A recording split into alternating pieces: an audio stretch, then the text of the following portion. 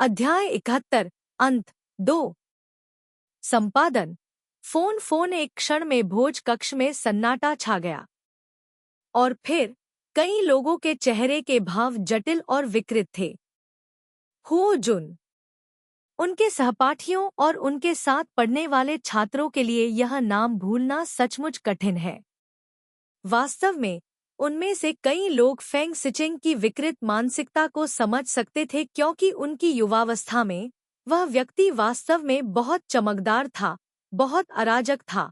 उसके पास बिल्कुल भी संयम नहीं था, जिसके कारण उनकी युवावस्था नीरस, रंगहीन और स्वादहीन हो गई थी, और वे जानते थे कि इसे बदला नहीं जा सकता।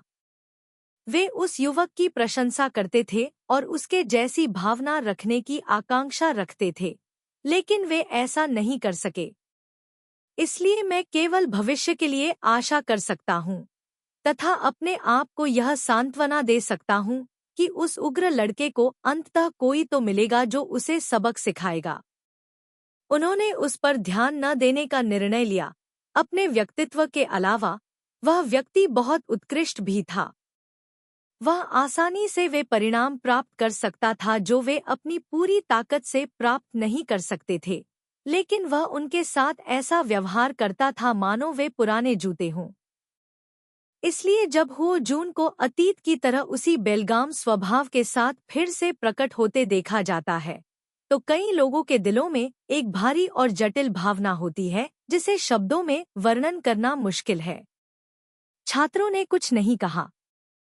भोज कक्ष बहुत शांत था, लेकिन ऐसे लोग भी हैं जो बेहद असुरक्षित हैं। फोंग तुथान की आंखें डर से दरवाजे की ओर देखने लगी। अब वह वास्तव में कुछ मिनट पहले वापस जाना चाहता था और उस व्यक्ति को थप्पड़ मारना चाहता था जो न तो जीना जानता था और न ही मरना, और उसे जगाने के लिए लापरवाही से अपना मुंह खोल दिया था। उसे यकीन था कि हुओ जून कभी नहीं आएगा, भले ही उसे बाद में पता चल जाए कि उसने क्या कहा था। तब तक वह और हुओ जून पहले ही स्वर्ग और पृथ्वी से अलग हो चुके होंगे और फिर कभी नहीं मिल पाएंगे। लेकिन सच्चाई यह साबित कर दी कि वह इतना भाग्यशाली नहीं था। दूसरी तरफ पूछने के बाद हुओ जून नहीं रुका और सीधे बैंक्वेट हॉल में चला गया। वह छोटी लड़की के पास पहुंचकर रुक गया। तान खा ने उससे धीरे से पूछा, तुम यहाँ क्यों हो? पार्किंग स्थल पर बहुत अंधेरा है, मुझे अंधेरे से डर लगता है, हो जून ने तर्कपूर्ण और तर्कसंगत तरीके से उत्तर दिया। बोलने के बाद उसकी आंखें तान खा की ओर देखती हुई आराम और मन की शांति की मांग कर रही थी। तन खा ने असहाय भाव से उसकी ओर देखा। यदि आप कोई बहाना बनाते हैं तो आपको अधिक विचारशील होना चाहिए। वे दोनों जानबूझकर अंतरंगता का दिखावा नहीं करते थे, लेकिन बातचीत का यह तरीका आदत बन चुका था और अंतरंगता को छिपाया नहीं जा सकता था। अंत में अगली टेबल पर बैठा एक छात्र खुद को रोक नहीं सका और पूछा, तनखा, आप लोग क्या कर रहे हैं? तनखा की आंखें नहीं बदली, उनका स्वर स्वाभाविक था। मेरा बॉयफ्रेंड, हो जुन। कमरे में मौजूद कई लोग अचंभित हो गए। हाई स्कूल में रहते हुए सबके सामने प्रेमी प्रेमिका के रिश्तों के बारे में खुलकर और निर्भीकता से बात कर पाना, यह वास्तव में दुर्लभ है। जब सभी अभी भी सोच रहे थे कि कैसे प्रतिक्रिया दें, तो सोंग क्वी शेंग ने फोन पर बात खत्म की और अचानक अंदर आ गया। यह इतना शांत क्यों है? टोंग क्यू शेंग ने अपना फोन रख दिया, फिर हुओ जून को तान खा के बगल में खड़ा देखा। उसका शरीर रुक गया, फिर वह मुस्कुराया। मैं बस उत्सुक था, मैंने केवल तन खा को क्यों देखा और तुम्हें क्यों नहीं? टोंग क्यू शेंग को प्रवेश करते देख फेंग सी चेंग, जिसका चेहरा राख जैसा था, को लगा कि उसे कोई उद्धारकर्ता मिल गया है। उसने जल्दी से मुस्कुराने की कोशिश की। टीचर टोंग, आप हुओ को जानते हैं, सीनियर हुओ जून। संबोधन में परिवर्तन सुनकर कई लोगों ने फोंग तुथान को तिरस्कार से देखा। सोंग क्यू शेंग ने पिछले शब्द नहीं सुने थे, इसलिए स्वाभाविक रूप से उसे नहीं पता था कि यहाँ क्या हो रहा है। यह सुनकर उसने सिर हिलाया। हाँ, तो तुम्हें पता है कि वे प्रेमी? टोंग क्यू शेंग ने पूछा। हाँ, लेकिन ज्यादा मत सोचो, अब वे दोनों विश्वविद्यालय में हैं। प्यार सामान्य बात है। विश्वविद्यालय? बाकी लोगों ने भय से तान खा को देखा। सोंग क्यू शेंग, किनके 11वीं कक्षा, ने गणित में प्रथम पुरस्कार जीता और उसे विश्वविद्यालय ए में अध्ययन करने के लिए भेजा गया। इससे मुझे याद आया, फेंग सी चेंग, भविष्य में वह आपकी ही कक्षा में होगा। तुरंत ही सभी के चेहरे भय से भर गए। वे अच्छी तरह जानते हैं कि स्कूल भेजना कितना कठिन है, लेकिन यह केवल 11वीं कक्षा में है और अध्ययन करने के लिए भेजा गया था।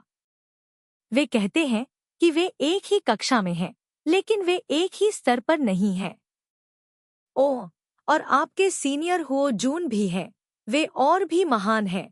सोंग क्यू शेंग ने हुओ जून को चिढ़ाते हुए कहा, मैं तुम्हें बता रहा हूँ, जब तुम क्यांडे में थे तो तुमने जानबूझकर हम शिक्षकों को नाराज किया था, है न? तुमने सिर्फ आधे साल पढ़ाई की और तुम्हें इतने अच्छे नतीजे मिले। क्या तुम्हें पता है कि तुम अपने जूनियर्स पर कितना दबाव डालते हो? जब छात्रों ने यह सुना तो उनके पेट में उत्सुकता से हलचल मच गई। शिक्षक सांग हो, सीनियर हो जुन कहाँ पहुँच गया? सांग क्यू शेंग, विश्वविद्यालय एक किस संकाय के अंक सबसे अधिक हैं? क्या आप लोग जानते हैं? किसी ने गहरी सांस ली। विश्वविद्यालय एक व्यवसाय संकाय? सांग क्यू शेंग बिना कुछ कहे मुस्कुराया। कुछ सेकंड बाद जटिल निगाहें, सहानुभूति, दया, व्यंग्य, मजाक, सभी ने फुओंग तुथान के पीले चेहरे को देखा। लेकिन हुओ जुन और तान खा, जब तक वे अपने आप को संभालने वाले थे, तब तक वे दोनों टोंग क्वी शेंग और गुशिन किंग के साथ वहां से जा चुके थे। दो आलसी लोगों को किसी के साथ समय बर्बाद करना पड़ता है।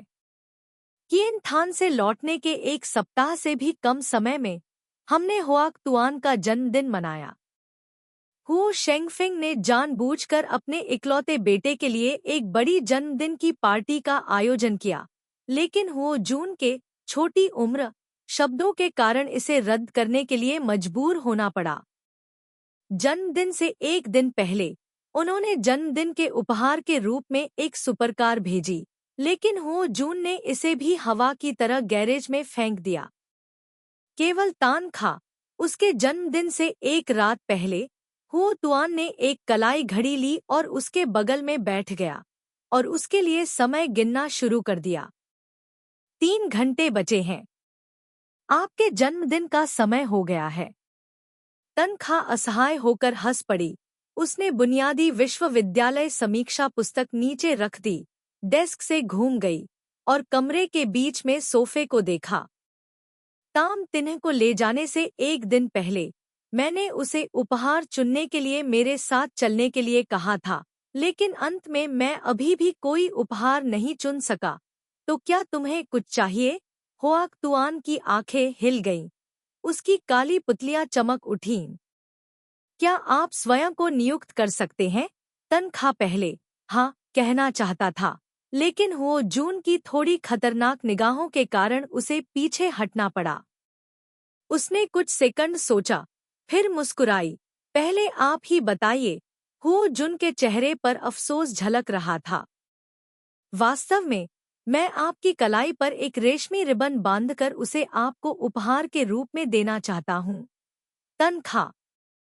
तनखा ने कुर्सी पर तकिया पकड़ने के लिए हाथ बढ़ाया, साथ ही अपनी आंखें सिकोड़ते हुए धमकी दी, मैं तुम्हें इस कमरे से बाहर भागने के लिए 3 सेकंड देता हूँ। यह सुनकर हुओ जून ने अपनी भौहें ऊपर उठाईं। न केवल वह खड़ा नहीं हुआ, बल्कि वह सोफे पर झुक गया, उस पर अपना हाथ टिकाकर तान खा को देखता रहा। मैं भागूंगा नहीं। मैं तुम्हारे हाथों मरना पसंद करूंगा। बोलने के बाद हुओ जून ने अपना हाथ तान खा की ओर बढ़ाया उसकी हथेली आगे की ओर थी। उसकी पतली उंगलियों पर चमकती टेबल लैंप ने उन्हें और भी कोमल बना दिया। यहाँ आओ, वह बहुत अस्पष्टता से मुस्कुराया। किनके के गाल गर्म हो गए। उसने तकिए से अपना हाथ पीछे खींच लिया और हल्के से खांसते हुए बोली, मुझे अभी भी उन्नत गणित पुस्तक पढ़नी है। पहले आप अपने कमरे में वापस जाएं। तनखा ने चाहे जो भी कहा, उसे जवाब में केवल चुप्पी मिली, और वह व्यक्ति अभी भी सोफे पर झुका हुआ था। उसका हाथ हवा में था, बिल्कुल भी हिल नहीं रहा था। तनखा ने चुपके से आह भरी। उसने पाया कि वह हुओ जून के प्रति अधिकाधिक उदार होती जा रही है, और हुओ जून ने भी यह सीख लिया कि उसे नरम बनाने के लिए वह स्वयं का किस प्रकार उपयोग करे। इन चंद सेकंडों में तनखा खुद को रोक नहीं पाई और किताब नीचे रख दी। वह उठ खड़ी हुई, सोफे की तरफ चली गई और दूसरे हाथ को सहारा देने के लिए अपना हाथ ऊपर उठाया, जैसे कोई जाल अचानक सक्रिय हो गया हो। हुओ जुन, जिसने अभी तक उसे छुआ नहीं था, उसने अचानक अपनी आंखें खोलीं। उसी समय छोटी लड़की की उंगलियों को पकड़ लिया, धीरे से मुस्कुराया और उसे अपनी बाहों में गले लगाने के लिए नीचे खींच लिया। फिर हुओ जुन ने धीरे से मुड़कर छोटी लड़की को सोफे पर दबा दिया। कोई उपहार चाहिए, नहीं तो मैं तुम्हें खा जाऊंगा। तनखा ने बस अपनी धड़कन स्थिर और तेज कर ली। होश में आने के बाद उसने ऐसा वाक्य सुना। उसने असहाय होकर अपनी आंखें उठाईं, लेकिन अपने होठों के कोनों को सिकोड़ने से खुद को नहीं रोक सकी।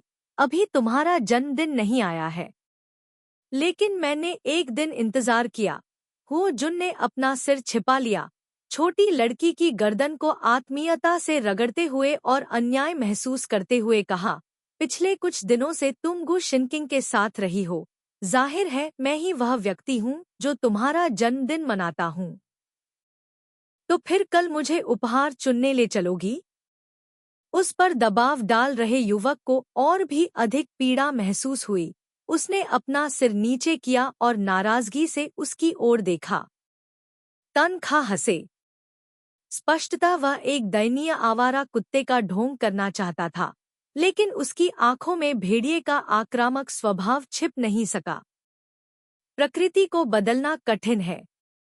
उसने परवाह न करने का नाटक किया, हल्के से खांसी, और अपनी हंसी को रोकते हुए उसने पूछा, तो फिर तुम क्या चाहते हो? हुओ जून की आंखें चमक उठीं जैसे ही वह बोलने वाला था। तनखा, आपको अनुमति नहीं है।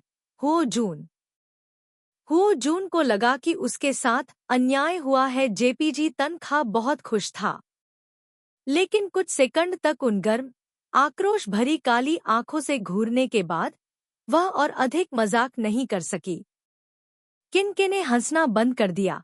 वास्तव में मैंने आपके लिए एक उपहार खरीदा है, लेकिन क्या आप वाकई इसे अभी चाहते हैं? हुओ जून ने यह सुनकर हंसना बंद कर दिया। उसकी आंखों की गहराई में एक बहुत ही स्पष्ट निराशा चमक उठी। आप तैयार हैं? किनके ने अपनी आंखें सिकोड़ ली। आप वास्तव में उम्मीद करते हैं कि मैं इसे तैयार नहीं करूंगा? फिर आप मुझे जो भी चाहिए दे सकते हैं, है ना? हुओ जून ने बिना किसी अपराध बोध के सिर हिलाया। मैं तुम्हें चाहता हूँ कि जवाब के अलावा मेरे पास एक और विकल्प है। क्या तुम उसे सुनना चाहोगी? मैं नहीं सुनना चाहता। तनखा ने एक क्षण भी नहीं सोचा।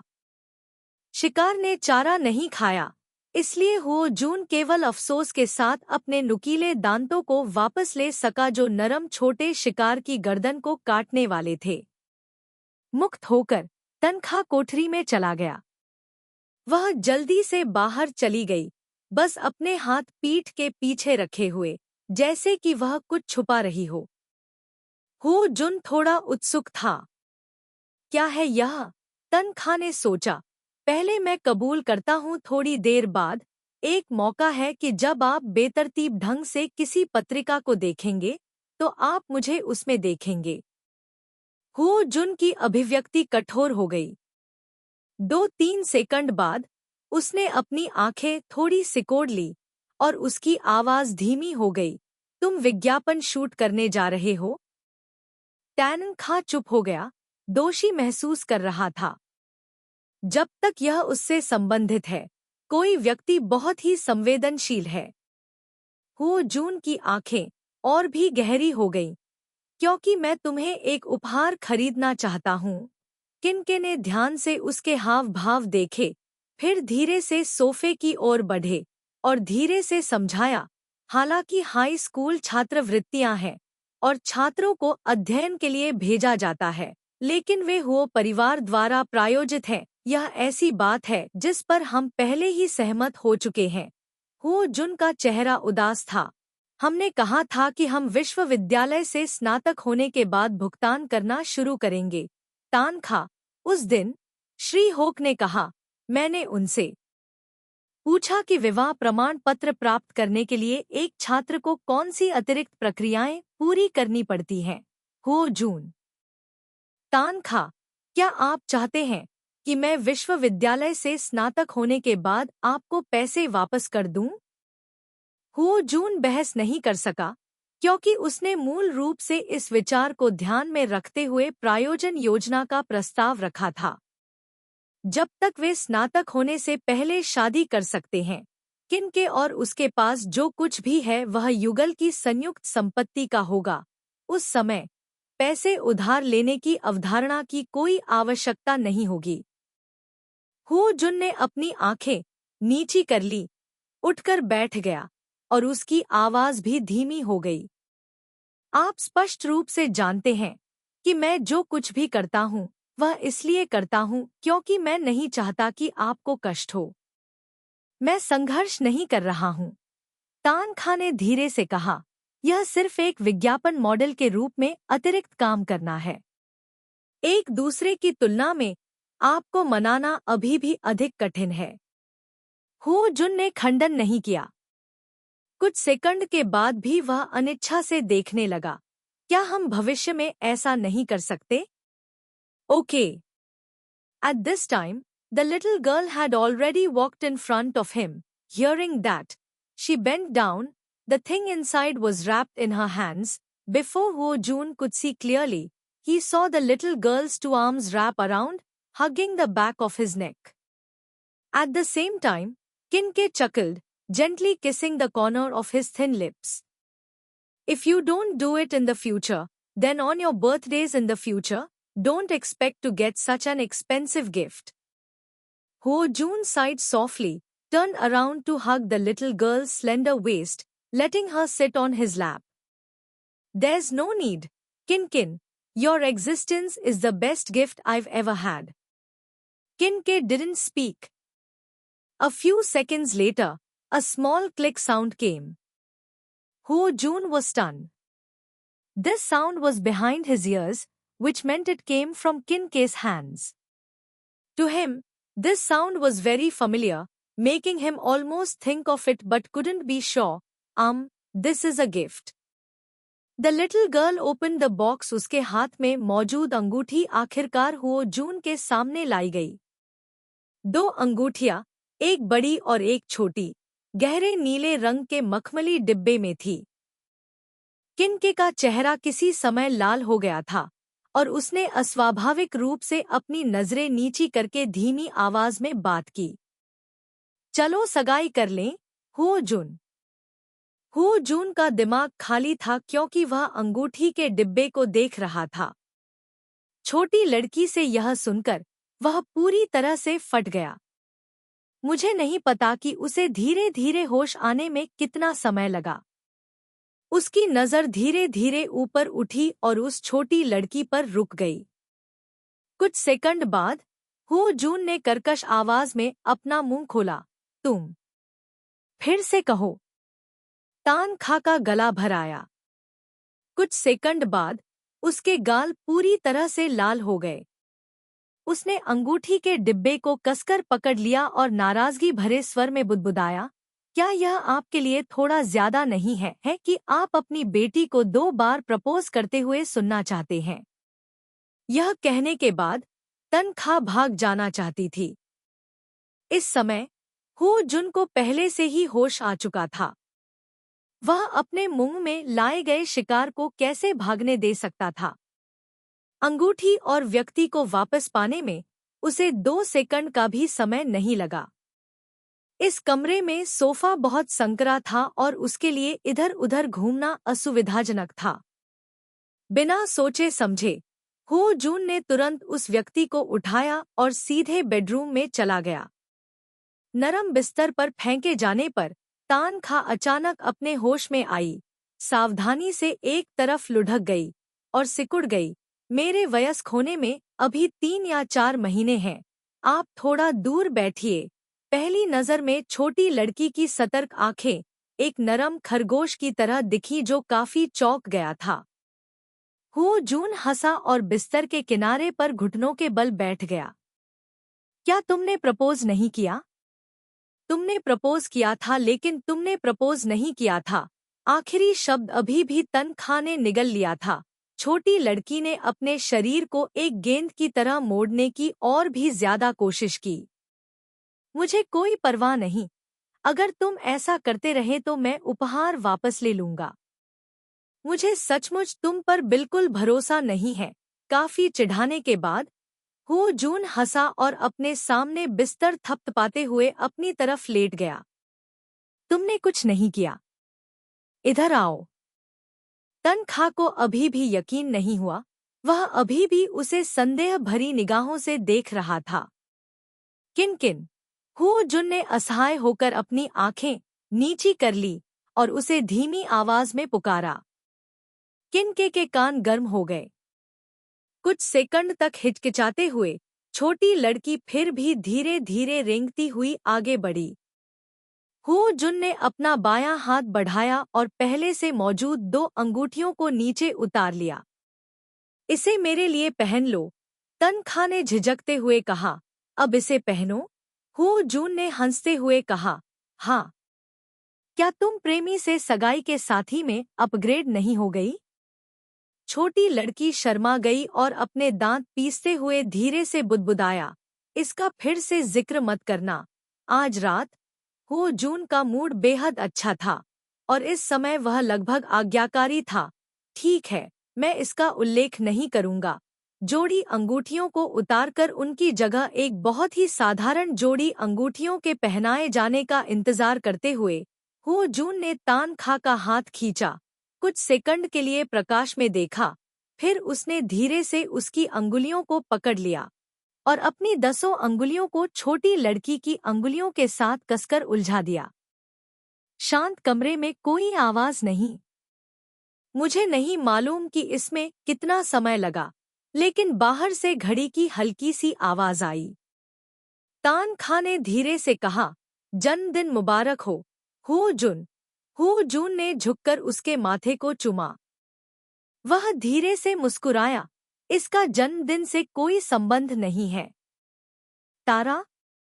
मैं जीवन भर तुम्हारे साथ खुश रहूंगी। तान तान। मुख्य पाठ समाप्त। अध्याय 72 स्वप्न स्मरण 1। संपादन फोन 3 साल बाद। यूनिवर्सिटी ए और उसके बगल में स्थित हाई स्कूल के बीच स्थित दूध चाय की दुकान अब केक की दुकान में तब्दील हो गई है। जो नहीं बदला है वह यह है कि दुकान के अंदर अभी भी बहुत सारे छात्र मौजूद हैं। खिड़की के पास 4 गोल मेजें हैं। इन्हें दुकान में टेबल के रूप में पहचाना जाता है। केवल अच्छे भाग्य वाले छात्रों को ही अक्सर यह स्थान पाने का मौका मिलता है। उदाहरण के लिए किनके और कियाओ जियाओयुन 3 या 4 साल से इस स्टोर में आ रहे हैं। अब वे दोनों विश्वविद्यालय में छात्र हैं। कियाओ जियाओयुन किनके से 1 साल पीछे है, कड़ी मेहनत से पढ़ाई करती है और उसके पास एक अच्छा शिक्षक और अच्छा दोस्त है, तभी वे विश्वविद्यालय की प्रवेश परीक्षा पास कर सकते हैं। यह सिर्फ अफसोस की बात है कि उनके प्रमुख अलग अलग हैं और केवल सप्ताहांत पर जब कोई कक्षाएं नहीं होती हैं तो वे मिल सकते हैं और थोड़ी देर के लिए उपद्रव कर सकते हैं। मैंने सुना है कि तुम्हारा 3रा वर्ष बहुत कठिन था। कियाओ शियाओयुन का चेहरा कड़वे तरबूज की तरह झुर्रीदार हो गया। जब मैं पीछे मुड़कर देखती हूँ तो मुझे अपने खुशहाल जीवन को समाप्त करने और तीसरे वर्ष में जाने से पहले केवल 1 महीना ही बचा है। ऐसा लगता है जैसे जीवन ने अपना रंग और प्रकाश खो दिया है। तुम्हें वहां से गुजरना ही होगा, तुम बच नहीं सकते। तनख्वाह ने उसे चिढ़ाते हुए मुस्कुराया। इसके अलावा इंजीनियरिंग शायद हमसे ज्यादा थका देने वाली है, इसलिए मैंने आपसे इसके बारे में विशेष रूप से पूछा था।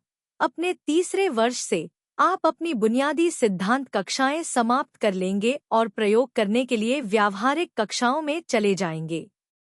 मैंने सुना है कि आप अपनी प्रयोगात्मक रिपोर्टों में दबे हुए होंगे। आप तब खुश होते हैं जब दूसरे लोग परेशानी में होते हैं।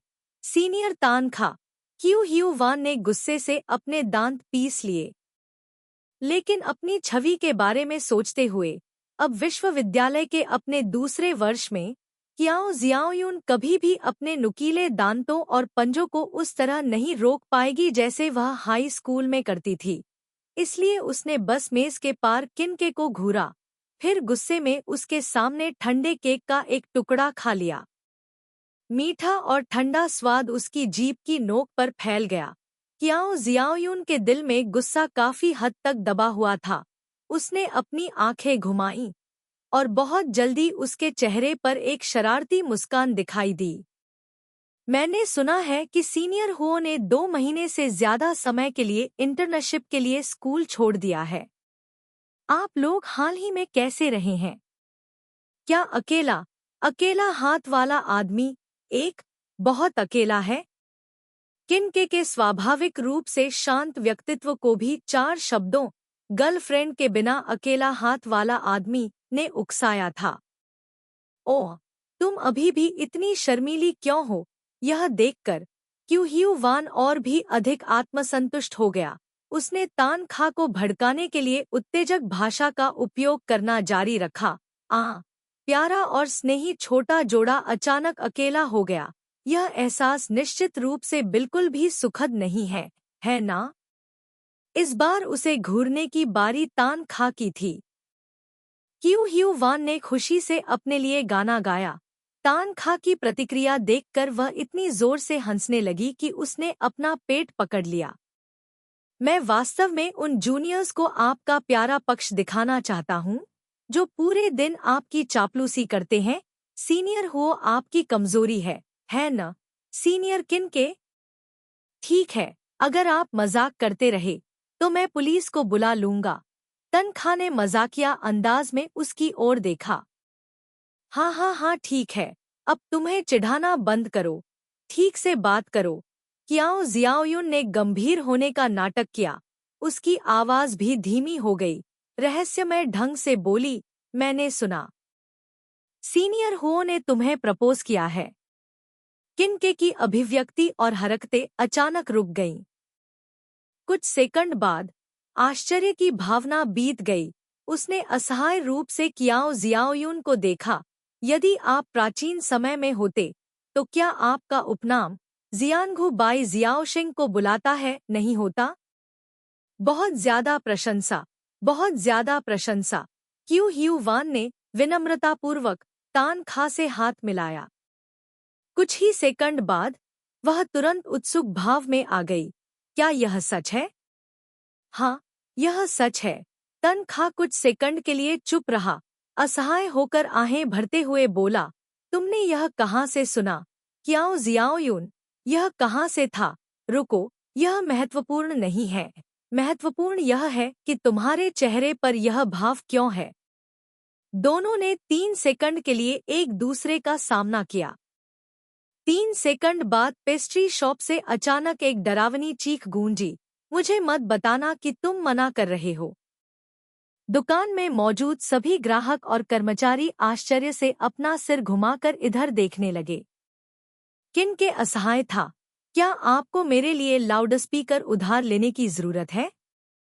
कियाओ जियाओयुन ने भी शर्मिंदगी से अपना मुंह ढकते हुए प्रतिक्रिया व्यक्त की। जब भीड़ ने धीरे धीरे अपनी आंखें हटा ली तो उसने राहत की सांस ली।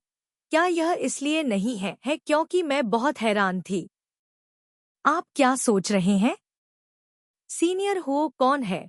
3 साल से कमोबेश लड़कियां आपको याद कर रही हैं और आपका कोना ढकना चाहती हैं।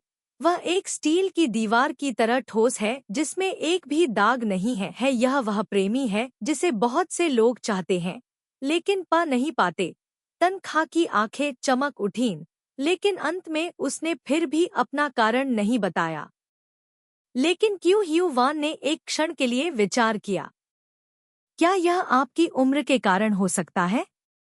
इस उम्र में आप दोनों का विवाह करना थोड़ा जल्दी है। आप पिछले साल ही 20 साल के हुए हैं, है न? किनके के मुंह खोलने का इंतजार किए बिना कियाओ शियाओयुन ने खुद ही इनकार कर दिया। लेकिन आप दोनों दूसरे लोगों की तरह नहीं हैं। आप दोनों इतने सालों से प्यार में हैं। इतनी कम उम्र में शादी करना कोई बड़ी बात नहीं है। किनके के सामने रखा केक का चम्मच थोड़ा हिल गया और अंत में उसने बस अपनी आंखें नीची कर ली। मुझे नहीं पता कि क्या कहना है। मुझे ऐसा लग रहा है कि कुछ मुझे परेशान कर रहा है।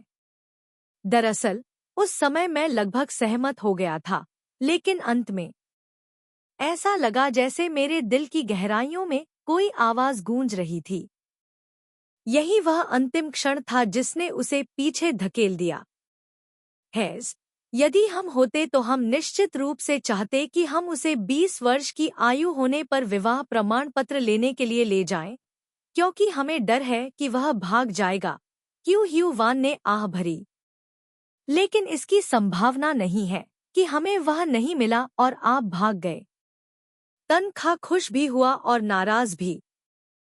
दोनों बातें कर रहे थे कि अचानक उन्हें किनके के पीछे दुकान का दरवाजा धक्का देकर खुलने की आवाज सुनाई दी। दरवाजे पर लगी विंड चाइम बज उठी और उसके तुरंत बाद एक हैरान और शर्मिंदा महिला की आवाज गूंजी, हेलो। हेलो सीनियर, बस इतना ही वाक्य, एक भी जवाब नहीं। यह शैली बहुत परिचित है। तनखा ने देखने के लिए अपना सिर घुमाया, लेकिन इससे पहले कि वह कुछ देख पाता, एक लंबा व्यक्ति नीचे झुका और उसने प्रकाश को अवरुद्ध कर दिया। क्या मैं आज ठंडा खाना नहीं खा सकता? तनखा हैरान होकर अपनी आंखें ऊपर उठा रहा था। अपने चारों ओर फैलती पुदीने की हल्की खुशबू के बीच उसने नीचे की ओर देखते हुए कोणीय चेहरे को स्पष्ट रूप से देखा। तुम यहाँ क्यों हो? कुछ सेकंड के लिए स्तब्ध रहने के बाद तनखा अचानक अपने होश में आया और आश्चर्य से पूछा। जैसा कि कियाओ शियाओयुन ने पहले कहा था, हुओ जून को उसके पिता हुओ शेंगफेंग ने कहीं और एक सहायक कंपनी में इंटर्नशिप करने के लिए नियुक्त किया था और वह 2 महीने से अधिक समय से चला गया है। हुओ जिंगयान की बात सुनकर कंपनी में कोई भी उसे राजकुमार नहीं मानता था। सहायक कंपनियों में पद लंबे समय से खाली थे। पहले केवल कुछ उपनिदेशकों ने पदभार संभाला था। अब जब हुओ जून अभी अभी आया था तो सभी तरह के काम ढेर हो गए थे, इतना व्यस्त कि किसी के पैर जमीन पर नहीं पड़ रहे थे। 2 महीने तक फोन कॉल भी बहुत कम आए। अगर हुओ जिंगयान का स्पष्टीकरण न होता तो किनके ने लगभग यही सोचा होता कि दूसरा पक्ष नाराज है क्योंकि उसने उसके प्रस्ताव को अस्वीकार कर दिया था। जब तानखा अचंभित थी, हुओ तुआन बैठ गया और उसे आत्मीयता से सहलाया।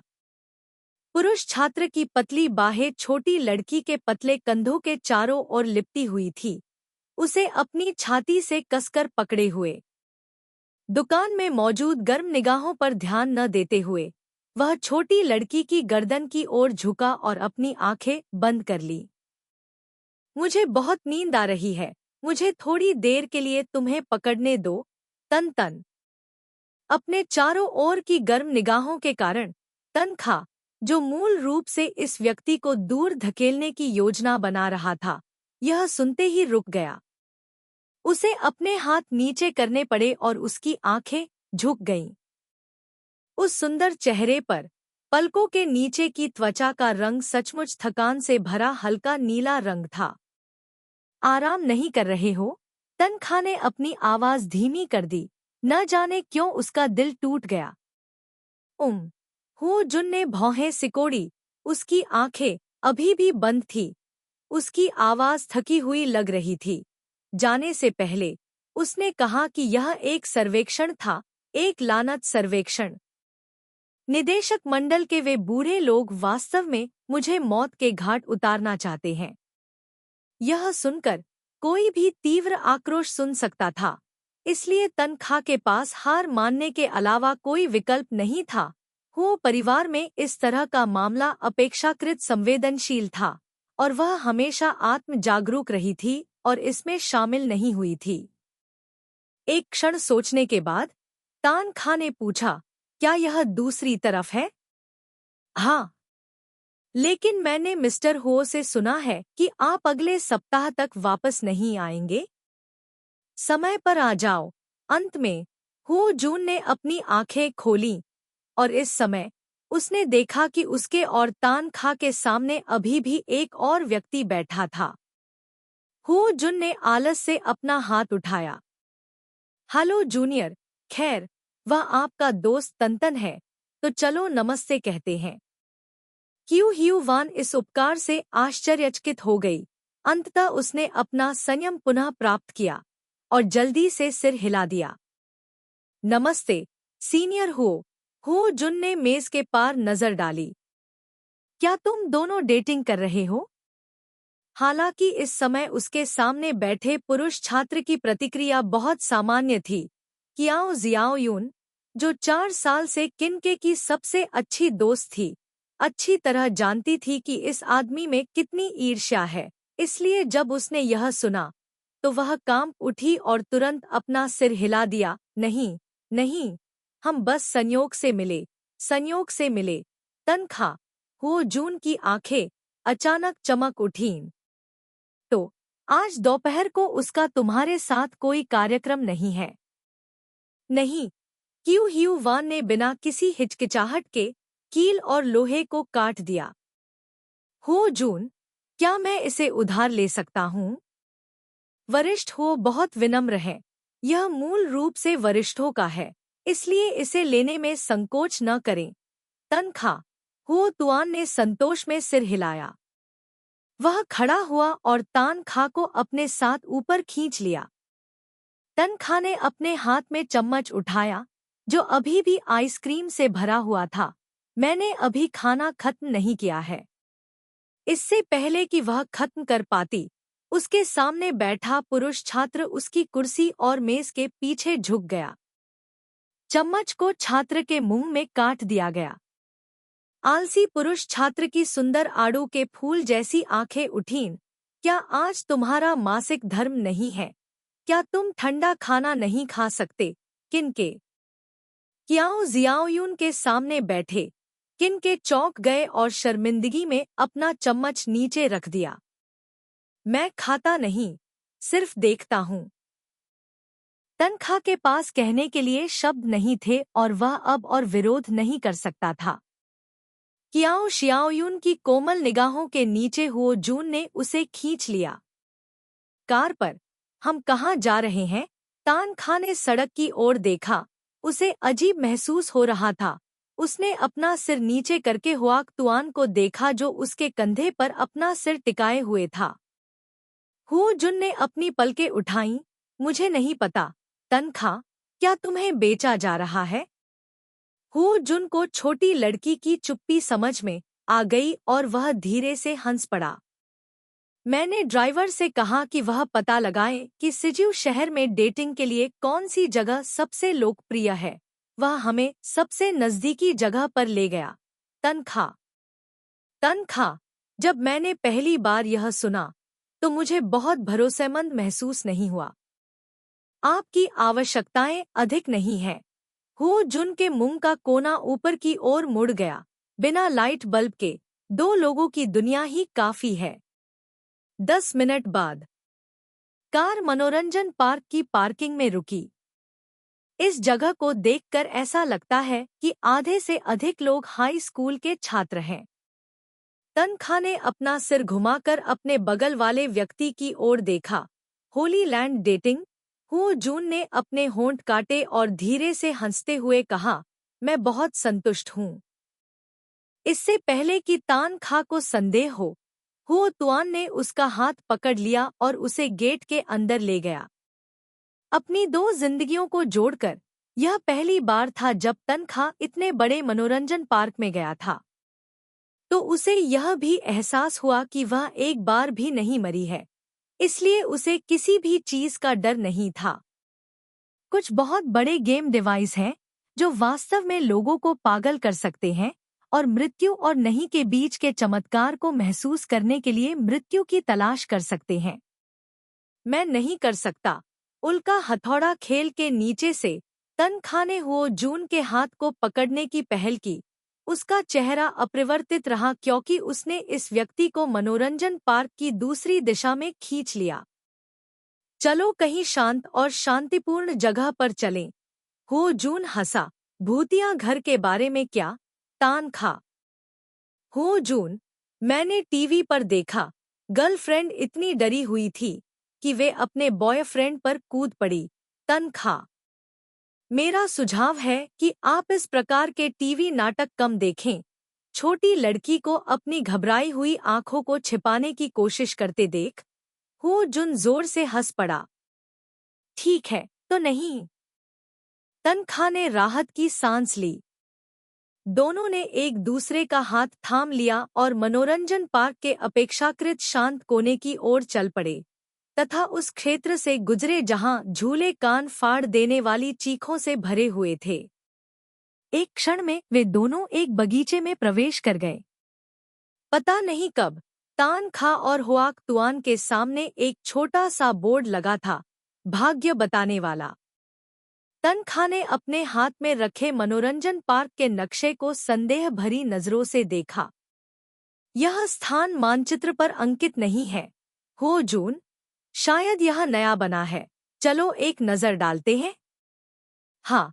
तनखा की आंखें अचानक घबरा गईं। एक सेकंड पहले तो साफ था कि वह इस प्रस्ताव को अस्वीकार करने वाली थी, लेकिन मेरे मुंह से निकलते ही यह सहमति में क्यों बदल गया? यह विचार तुरंत ही तनखा के दिमाग में कौंध गया, जिससे उसे ध्यान से सोचने का मौका ही नहीं मिला और कोई निशान भी नहीं छोड़ा। तानखा और हुआक तुआन वहां गए जहां संकेत दिखाया गया था। कुछ सेकंड बाद जंगल से गुजरते हुए उनकी नजर एक कैनवास तंबू पर पड़ी। यह कैनवास तंबू वास्तव में बहुत सरल है, मानो इसे किसी भी समय गाड़ी द्वारा खींचकर ले जाया जा सकता है। तंबू के अंदर एक बूढ़ा आदमी उनके सामने बैठा था, जिसके बाल सफेद हो गए थे और मुस्कान दोस्ताना थी। उसके सामने एक बहुत ही छोटी लंबी मेज थी, जिस पर एक क्रिस्टल बॉल रखी थी, जो सड़क किनारे से खरीदी गई $5 की वस्तुओं के समान दिख रही थी। दो लोगों के कदमों की आहट सुनकर बूढ़े व्यक्ति ने अपना सिर उठाया और मुस्कुराया। उसकी कोमल आंखें सिकुड़ गईं, दूसरों को यह सोचने पर मजबूर कर दिया कि क्या वह स्पष्ट रूप से देख सकता है। दो युवा मेहमान, क्या आप अपना भाग्य बताना चाहते हैं? किनके ने कुछ नहीं कहा। उसने अपना सिर झुकाया और अपने सामने पड़ी लंबी मेज की ओर देखा। आम तौर पर वहां केवल एक ही गद्दा होता है, लेकिन अब वहां दो गद्दे एक दूसरे के बगल में चुपचाप पड़े हुए थे। ऐसा है जैसे इस जगह के मालिक को शुरू से ही पता था कि यहाँ 2 से ज्यादा मेहमान नहीं आएंगे। तनखा का यह विचार अधिक समय तक नहीं रुका, यहाँ तक कि उसका अपना तर्क भी इस विचार के अस्तित्व से अनभिज्ञ प्रतीत हो रहा था। उसने और हुओ जून ने एक दूसरे को देखा और बिना किसी पूर्व सहमति के नरम गद्दे पर बैठ गए। लेकिन क्रिस्टल बॉल के पीछे सौम्य चेहरे वाला बूढ़ा आदमी अभी भी मुस्कुरा रहा था। यह देखा जा सकता है कि आप दोनों विवाह के मार्ग पर आगे बढ़ने वाले जोड़े हैं। तनखा वास्तव में पूछना चाहता था कि वह इसे कैसे देख सकता है, लेकिन वह कुछ नहीं बोली, बस पीछे से दूसरे व्यक्ति की बातें सुनती रही।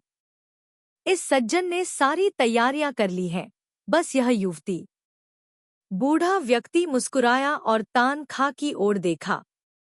इस खूबसूरत युवती के दिल में ऐसा लगता है कि अभी भी कुछ पछतावा है। यह पछतावा उसके दिल में एक गांठ बन गया है ना? किनके की आंखें घबराहट से भर गईं। खेद, इसके जैसा लगता है। हो जून के प्रस्ताव पर सहमत होने से पहले उसे जो चीज रोक रही थी वह था उसका पछतावा जिसे वह समझ नहीं पा रही थी। मैं, बूढ़ा आदमी, ईमानदारी से आशा करता हूँ कि इस दुनिया में भावनाओं वाले सभी लोग अंततः एक साथ रहेंगे। बूढ़े आदमी ने आंखें सिकोड़कर मुस्कुराया। उसने अपना हाथ आगे बढ़ाया और क्रिस्टल बॉल की ओर इशारा किया जो साइडवॉक जैसी दिख रही थी। दो अतिथियों, कृपया अपने हाथ क्रिस्टल बॉल पर रखें। मैं आपके इस पछतावे का समाधान कर दूंगा। तनख्वाह ने सहजता से पूछा, इसे कैसे हल किया जाए? बूढ़ा आदमी मुस्कुराया। यह एक रहस्य है, सुंदर महिला। लेकिन मेरा विश्वास करो, आपको जल्द ही पता चल जाएगा। तनख्वाह ने आधे विश्वास के साथ अपना हाथ क्रिस्टल बॉल पर रख दिया। जैसा कि कल्पना की गई थी, यह उबड़-खाबड़ फुटपाथ शैली जैसा नहीं है। इस क्रिस्टल बॉल का स्पर्श वास्तव में उत्तम जेड की तरह गर्म और चिकना है, लेकिन इसमें कुछ हल्की चालकता भी प्रतीत होती है। तनख्वाह को अचानक ऐसा महसूस हुआ कि कोई शक्ति उसे खींच रही है। अगले सेकंड किनके की चेतना अचानक असीम अंधकार में डूब गई। मिस तनख्वाह, मिस तनख्वाह। तनख्वाह प्रत्येक चिंतित कॉल से जाग गई। उसने अपनी आंखें खोलीं। उसके सामने एक जाना पहचाना चेहरा था। किनके को स्पष्ट रूप से याद था कि यह वो परिवार के नौकरों में से एक था। लेकिन इस समय वह वो परिवार के लिविंग रूम में लग रही थी। तनख्वाह अपनी दुखती गर्दन को रगड़ते हुए उठ बैठा। मैं यहाँ क्यों हूँ? हो झोंगलो कहाँ है? नौकरानी डरी हुई लग रही थी और जल्दी से अपनी आवाज कम करके निर्देश देने लगी। मिस किनके, भले ही मिस्टर हो आपके बहनोई बनने वाले हों, आप उन्हें उनके पूरे नाम से नहीं बुला सकती। तनख्वाह दंग रह गया। मैं क्या? नोट, खाली कमरे में अकेले। एक खाली कमरे में अकेले। अध्याय 73, स्वप्न स्मरण। 2 संपादन। फोन जब उसने अपनी वर्तमान स्थिति को समझा तो तनख्वाह को घबराहट महसूस हुई। नौकरानी के अनुसार वह वास्तव में अभी भी हो परिवार में है, लेकिन वह किन यान की छोटी बहन है जो हो परिवार में शादी करने वाली है, और हो परिवार ने उदारतापूर्वक उसे हो परिवार के पुराने घर में रहने की अनुमति दी थी। और इस शादी के मुख्य पात्र किन यान और किन परिवार के माता पिता पिछले कुछ दिनों में बटलर हुओ की व्यवस्था के तहत सिजिउ शहर में शानदार तरीके से खर्च कर रहे हैं। तनख्वाह ने अपना माथा चुटकी से दबाया। यद्यपि यह घबराहट काफी समय पहले की बात है, फिर भी उसके मन में अभी भी इन घटनाओं की यादें हैं। शादी के आश्चर्य के बाद किन परिवार को बहुत समय नहीं हुआ था, वह और पूरा किन परिवार तुकू शहर में आ गया था। बस तनख्वाह को समझ नहीं आया कि उसने अचानक क्यों। तनख्वाह एक पल के लिए रुक गया। एक याद अचानक उसके दिमाग में कौंध गई। भाग्य बताने वाला कमरा, क्रिस्टल बॉल। एक बूढ़ा आदमी जो पहली नजर में सौम्य और दयालु लग रहा था, उसके मुंह में भी पछतावा शब्द का जुनून था। क्या यह वही समाधान है जिसके बारे में बूढ़ा आदमी बात कर रहा था? आखिर वह कौन है? वह उसे यहाँ वापस कैसे ला सकता था? वह वापस कैसे जा सकती थी? तनख्वाह ने तब तक सोचा जब तक उसका सिर चक्कर खाने लगा, लेकिन उसका दिमाग अभी भी गड़बड़ था। जब वह सचमुच कुछ और नहीं सोच सका तो तनख्वाह ने हार मान ली। उसे लगा कि वह यहीं से शुरुआत कर सकती है, और उसे यह भी महसूस हुआ कि अगर वह वापस जाना चाहती है तो वह केवल वही कर सकती है जो बूढ़े आदमी ने कहा था, उस पछतावे को मिटा दो।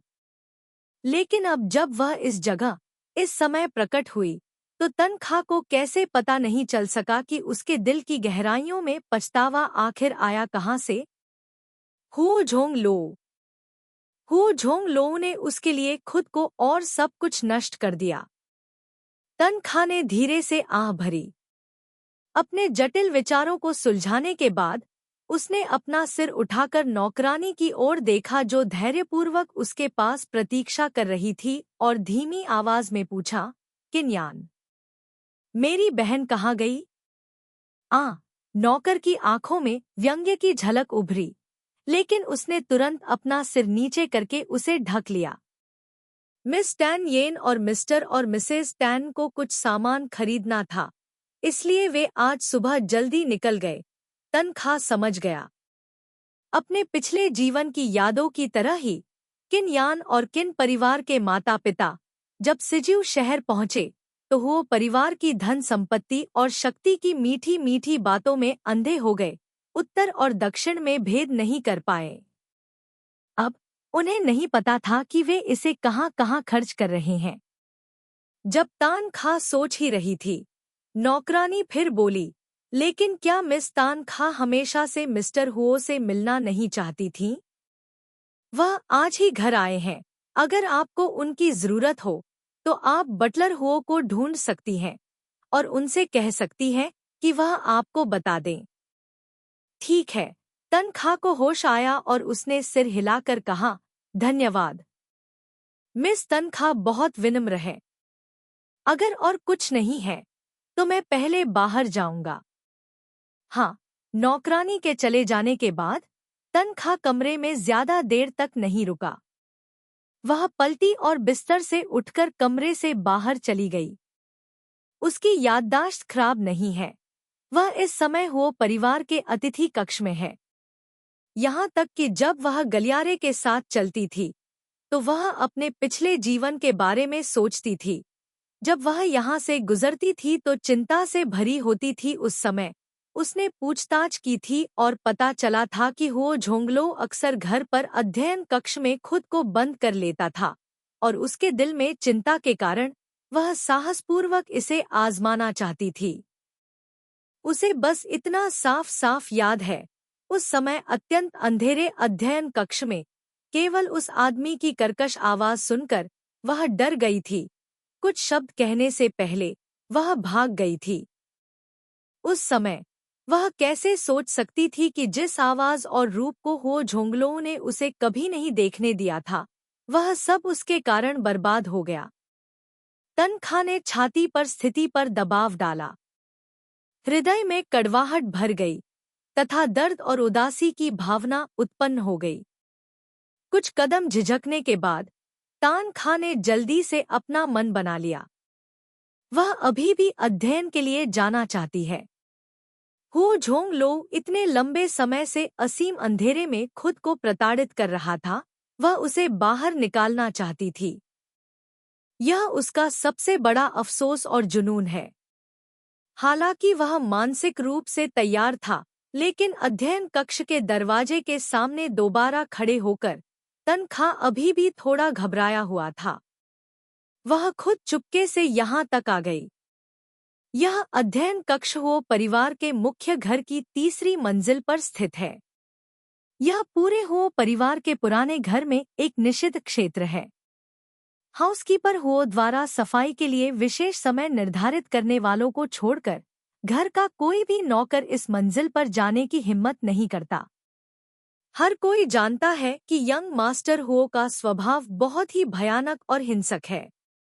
जब भी वह घर पर होता है तो वह निश्चित रूप से खुद को तीसरी मंजिल पर अंधेरे अध्ययन कक्ष में बंद कर लेता है, जहां वह सूरज की रोशनी नहीं देख सकता। यह किसी जंगली जानवर के पिंजरे को बंद करने जैसा है। कुछ कदम आगे बढ़ने पर उन्हें उदासी और डर का एहसास होने लगा। उनका पूरा शरीर कांपने लगा। किसी की हिम्मत नहीं हुई कि वह वहां आए। स्वाभाविक रूप से कोई भी वहां चौकन्ना नहीं था। अपने पिछले जीवन की तरह तनख्वाह आसानी से अध्ययन कक्ष के दरवाजे पर पहुंच गया। दरवाजा बंद था। कमरा बहुत शांत था। तनख्वाह 10 सेकंड से अधिक समय तक खड़ी रही। अंततः उसने धीरे से एक गहरी सांस ली। वह रुकी, अपना हाथ उठाया और धीरे से दरवाजा खटखटाया। जैसे कि स्मृति में कोई प्रतिक्रिया नहीं थी, लेकिन तनख्वाह को पता था कि वह व्यक्ति इस समय कमरे में था। इसलिए उसने हार नहीं मानी, बल्कि धीरे धीरे दरवाजा खटखटाना जारी रखा। तभी कमरे के अंदर से फोन उठने की आवाज आई। उसके बाद एक अधीर आवाज आई, मैंने कहा ना, जब मैं अध्ययन कक्ष में हूं तो कोई भी मुझे परेशान नहीं कर सकता। फोन पर दूसरे व्यक्ति ने क्या कहा, यह न जानते हुए भी तनख्वाह सिर्फ उसे सुन सका।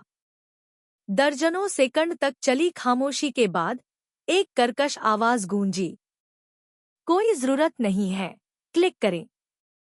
ऐसा लगता है कि फोन कट गया है। कुछ क्षण बाद कमरे में मौजूद व्यक्ति ने धीमी आवाज में कहा, अंदर आइए।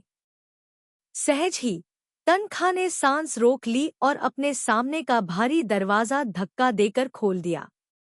जैसा कि अपेक्षित था, मेरी नजर अंधकार पर पड़ी। उसके पीछे के दालान से आने वाली रोशनी को छोड़कर, जो उसके शरीर पर पड़ रही थी और दरवाजे पर छाया बना रही थी। पूरा अध्ययन कक्ष अंधकारमय था और वह अपनी 5 उंगलियां भी नहीं देख पा रहा था। यह तो बताने की आवश्यकता ही नहीं कि वह व्यक्ति कहाँ है। उसे इस समय अपनी पिछली जिंदगी याद आ गई। वह इतनी डरी हुई थी कि उसने यह भी ध्यान नहीं दिया कि वो झोंगलो कहाँ है। तनख्वाह को समझ नहीं आ रहा था कि क्या करे, इसलिए वह केवल अपनी आंखें खोलकर अंधेरे कमरे के अंदर देखने की कोशिश कर रहा था। नमस्ते। जवाब में उसे केवल एक लंबी चुप्पी मिली। तनख्वाह थोड़ा हिचकिचाया। उसे याद आया कि यह व्यक्ति स्वभाव से ही प्रकाश से नफरत करता था। जब से वह कियानथान में था, तब से अध्ययन कक्ष हमेशा मोटे पर्दों से ढका रहता था, जिससे प्रकाश अंदर नहीं आ पाता था। तो तनख्वाह ने फिर से पूछना चाहा, क्या आपको दरवाजा बंद करने की जरूरत है? अंधेरे अध्ययन कक्ष के अंदर से किताबों और बर्तनों के कालीन पर गिरने की भारी आवाज आ रही थी। ऐसा प्रतीत हुआ कि तनख्वाह की प्रतिक्रिया से दूसरे पक्ष को इतना आश्चर्य हुआ कि उसने गलती से वह वस्तु गिरा दी जो उसके हाथ में थी। यह याद करते हुए कि उसके पिछले जीवन में ऐसा कोई पृष्ठभूमि संगीत नहीं था, तनख्वाह को दोषी महसूस हुआ और उसने अपनी नाक की नोक को छुआ। उस अंधेरे स्थान का सामना करते हुए जहां वह अपनी उंगलियां नहीं देख सकती थी, और उस अंधेरे में वह व्यक्ति जो उसके जीजा से उसकी पहली मुलाकात थी। क्या उसकी अभिव्यक्ति बहुत शांत थी? दुर्भाग्यवश पीछे मुड़ने का कोई मौका नहीं मिला। कुछ देर की खामोशी के बाद तनख्वाह ने कमरे से एक कर्कश पुरुष की आवाज सुनी, ठीक है। अगर आपको डर नहीं लगता। तनख्वाह थोड़ा हिचकिचाया। कई वर्षों तक वो जून के साथ रहने के कारण वह उसकी बुरी आदतों की आदी हो चुकी थी, इसलिए निश्चित रूप से उसे डरने की कोई बात नहीं थी। इसके अलावा ऐसी स्थिति में जहां वह प्रकाश में थी और वह अंधेरे में था, उनकी दृष्टि विपरीत थी, जो अंधेरे में बात कर रहे दो लोगों से भी अधिक भयावह थी। एकमात्र बात जिसने उसे झिझकने पर मजबूर किया वह यह थी कि क्या उसे अभी डरना चाहिए। लेकिन पीछे मुड़कर सोचने पर यह प्रश्न पहले ही पूछा जा चुका था, इसलिए तनख्वाह को इस पर और अधिक विचार करने की आवश्यकता नहीं थी। उसने अपने पीछे अध्ययन कक्ष का दरवाजा बंद कर लिया। लेकिन कमरे के अंदर वह आदमी उस आकृति को गौर से देख रहा था, उसे रोशनी से बाहर निकलते हुए देख रहा था। दरवाजा बंद था। प्रकाश की अंतिम किरण अंततः लुप्त हो गई। मुड़ो। छोटी लड़की उसकी छाया में आ गई। आदमी का दिल धड़क रहा था। उसके पूरे शरीर में एक अवर्णनीय अनुभूति और भावना फैल रही थी। ऐसा लगता है जैसे इस क्षण के बाद कुछ फिर कभी वैसा नहीं होगा। तनखा को निश्चित रूप से दूसरे व्यक्ति की भावनाओं का पता नहीं था, लेकिन इस असीम अंधकार में वह दूसरे पक्ष की अभिव्यक्ति और प्रतिक्रिया को देखने में पूरी तरह से असमर्थ थी। वह केवल इस अध्ययन की अपनी यादों पर भरोसा कर सकती थी तथा अंधेरे में आगे बढ़ने का रास्ता तलाश रही थी। आधे रास्ते में, गहन अंधकार में, अंततः उस व्यक्ति को होश आ गया। क्या तुम तान येन की बहन हो? अंधेरे में तान खा रुक गया। हालांकि वह जानती थी कि हुओ झोंगलो जानबूझकर उसे न जानने का नाटक कर रहा था, लेकिन उसे संबोधन का यह नया तरीका बिल्कुल पसंद नहीं आया। लेकिन यहाँ आते समय उसने यह भी सोचा, बहुत समय हो गया, कुछ साल पहले तक वह उसे पहचान नहीं पाई थी, इसलिए अब उसके पास हुओ झोंगलो को पहले वाले हुओ जून के रूप में पहचानने का और भी कम कारण था। कम से कम यह पहली बार नहीं था जब हम बहुत लंबे समय के बाद मिले थे। तनखा ने चुपके से आह भरी। हाँ, मैं तनखा हूँ। तनखा, कर्कश पुरुष आवाज ने धीरे से एक बार दोहराया। पता नहीं उसे होश में आने में कितना समय लग गया था। उस आवाज में भावना पहले से ही थोड़ी ठंडी थी। तुम यहाँ क्या कर रहे हो? तनखा कुछ सेकंड के लिए चुप रहा और उसने अपने मूल इरादे को ढाल के रूप में इस्तेमाल करने का निर्णय लिया। मैं जानना चाहता हूँ, मिस्टर हुओ और टैन येन के बीच का अंतर बहुत बड़ा है। हुओ परिवार भी एक ऐसी जगह है जिसे टैन परिवार छू नहीं सकता, तो मिस्टर हुओ टैन से शादी क्यों करना चाहते हैं? मेरी बहन से शादी। अध्ययन कक्ष शांत था। काफी समय बाद उस आदमी ने ठंडे स्वर में कहा, इसका आपसे कोई लेना देना नहीं है। तनखा ये शब्द सुनकर अवाक रह गया। लेकिन अंधेरे में, जहां वह कुछ नहीं देख सकती थी, उस आदमी ने पलक नहीं झपकाई, बल्कि उसकी आकृति को घूरता रहा। आराम कुर्सी के आर्मरेस्ट पर उसके हाथ कसकर बंद थे, जो उसके हृदय की गहराइयों में तीव्र भावनाओं और इच्छाओं को दर्दनाक और पीड़ादायक ढंग से दबा रहे थे, जिससे उसके हाथों के पीछे की नसें उभर आई थी। छोटी लड़की अंधेरे में टटोलती रही। वह कुछ नहीं बोला, बस ऐसे ही वह उसे कदम दर कदम देखता रहा, उस जगह की ओर बढ़ता गया जो उसके बहुत करीब थी। उसे बस अपना हाथ बढ़ाने की जरूरत थी और वह उसे अपनी हथेली में कसकर पकड़ सकता था। जितना अधिक वह उसके लिए तरसता, उतनी ही अधिक पीड़ादायक होती यह दबी हुई इच्छा। किनके के कान फड़क उठे। पिछले वाक्य से वह यह निर्धारित कर सकती थी कि हुओ झोंगलो उससे बहुत दूर नहीं था, और इतनी करीबी दूरी पर वह उस व्यक्ति की सांसें सुन सकती थी, जो कुछ हद तक दर्दनाक और सुन्न थी। तनखा ने भौहें सिकोड़ी, सहज रूप से एक कदम आगे बढ़ते हुए, क्या तुम असहज हो? वहां खड़े रहो और हिलना मत। एक धीमी, कर्कश पुरुष आवाज अचानक उस पर चिल्लाई। तनखा का शरीर अकड़ गया। उसकी आंखें धीरे धीरे अंधेरे के अनुकूल हो गईं और आराम कुर्सी पर बैठे आदमी की आकृति धुंधली सी दिखाई देने लगी। लेकिन उसने अपने कान के पास दबी हुई सांसों की आवाज सुनी, जैसे कोई जानवर जेल में तड़प रहा हो। अगले ही क्षण कर्कश हंसी के साथ वह व्यक्ति धीमी आवाज में बोला, क्या आप मुझे जानते हैं? या आप मुझे समझते हैं? तनखा दंग रह गया। यहाँ अकेले आने की हिम्मत कैसे हुई? दरवाजा भी बंद है। आवाज सुनकर अचानक तनखा की कलाई पकड़ ली गई और जोर से नीचे खींचा गया। अंधेरे में जहां दुनिया घूम रही थी, उसका शरीर किसी ने दबा रखा था। उसकी गर्म सांसें उसके कान के पास दबाई जा रही थी। हर शब्द गर्म जल रहा था। तुम डरोगी नहीं, मैं तुम्हारा क्या करूंगा? अध्याय 74। स्वप्न स्मरण 3। संपादन। फोन कान के पास से गर्म सांस, दर्द की धीमी और कर्कश ध्वनि। तनखा को अब भी लगता था कि वह डर जाएगी। आखिरकार यह हुओ जून नहीं, बल्कि हुओ झोंगलो था, वह दर्दनाक दुःस्वप्न जिसने उसे कई सालों तक कैद कर रखा था और प्रताड़ित किया था। लेकिन इस समय उसे पता चला कि उसके दिल में डर का एक भी निशान नहीं था। केवल दिल का दर्द, इसमें कड़वाहट भी है जो बाहर आना चाहती है। यह उसकी सबसे उत्साही किशोरावस्था थी। उसे बीते हुए वर्ष याद आ गए।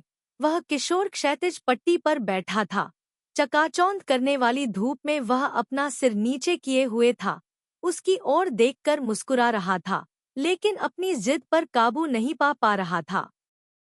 उसे याद आया कि किस तरह उसके मुंह के कोने सिकुड़ गए थे।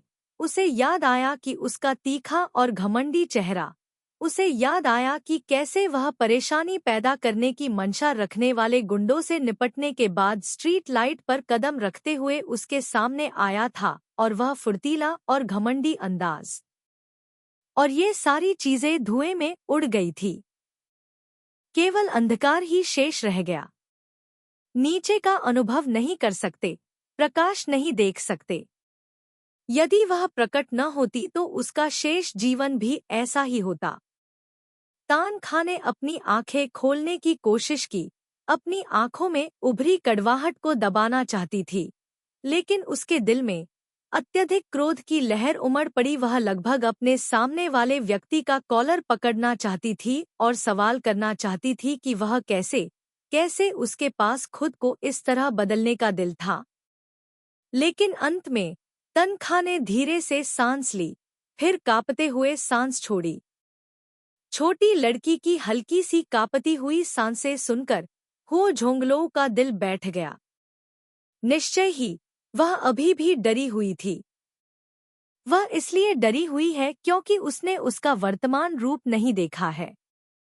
हो झोंगलों ने आत्म मजाक करते हुए अपने होठों को मोड़ा। उसने अपने दिल में उठ रहे विचारों को दबाने की पूरी कोशिश की और खुद को धीरे धीरे उस छोटी लड़की की कलाई छोड़ने के लिए मजबूर किया। उसने सुना कि उसकी आवाज व्यंग्य से भारी हो गई है। तुम डर रहे हो? फिर भाग क्यों नहीं रहे हो? किस बात से डर रहे हो? छोटी लड़की ने शांत स्वर में उसे टोका। हो झोंगलो दंग रह गया। जब उसने लगभग सोचा कि यह उसके जुनून के कारण हो रहा है जो बहुत भारी है और भ्रम पैदा कर रहा है, तो उसने छोटी लड़की को धीरे से हंसते हुए सुना और दूसरा सवाल पूछा, तुम मुझसे क्यों डरती हो? उस समय जब हो झोंगलो स्तब्ध था, उसके नीचे की छोटी लड़की पीछे नहीं हटी, बल्कि आगे बढ़ी। उसकी बाहें उसके पीछे सहारा दे रही थी, सक्रिय रूप से उस अंतर को बंद कर रही थी जो उसने उसे भागने के लिए बनाया था। उनके शरीर इतने करीब थे। अंधेरे में छोटी लड़की की सांस लगभग उसके होठों को छू गई। क्या तुम मुझे चोट पहुंचाने जा रहे हो? तुमने मुझे नीचे खींच लिया। तुम मेरे साथ क्या करना चाहते हो? मुझे ऐसा लगता है कि तुम कुछ भी करने की हिम्मत नहीं कर पा रहे हो। आखिरकार क्या तुम मेरी बहन से शादी नहीं करना चाहते? या बल्कि तुम मुझे बिस्तर पर भी ले जाना चाहते हो?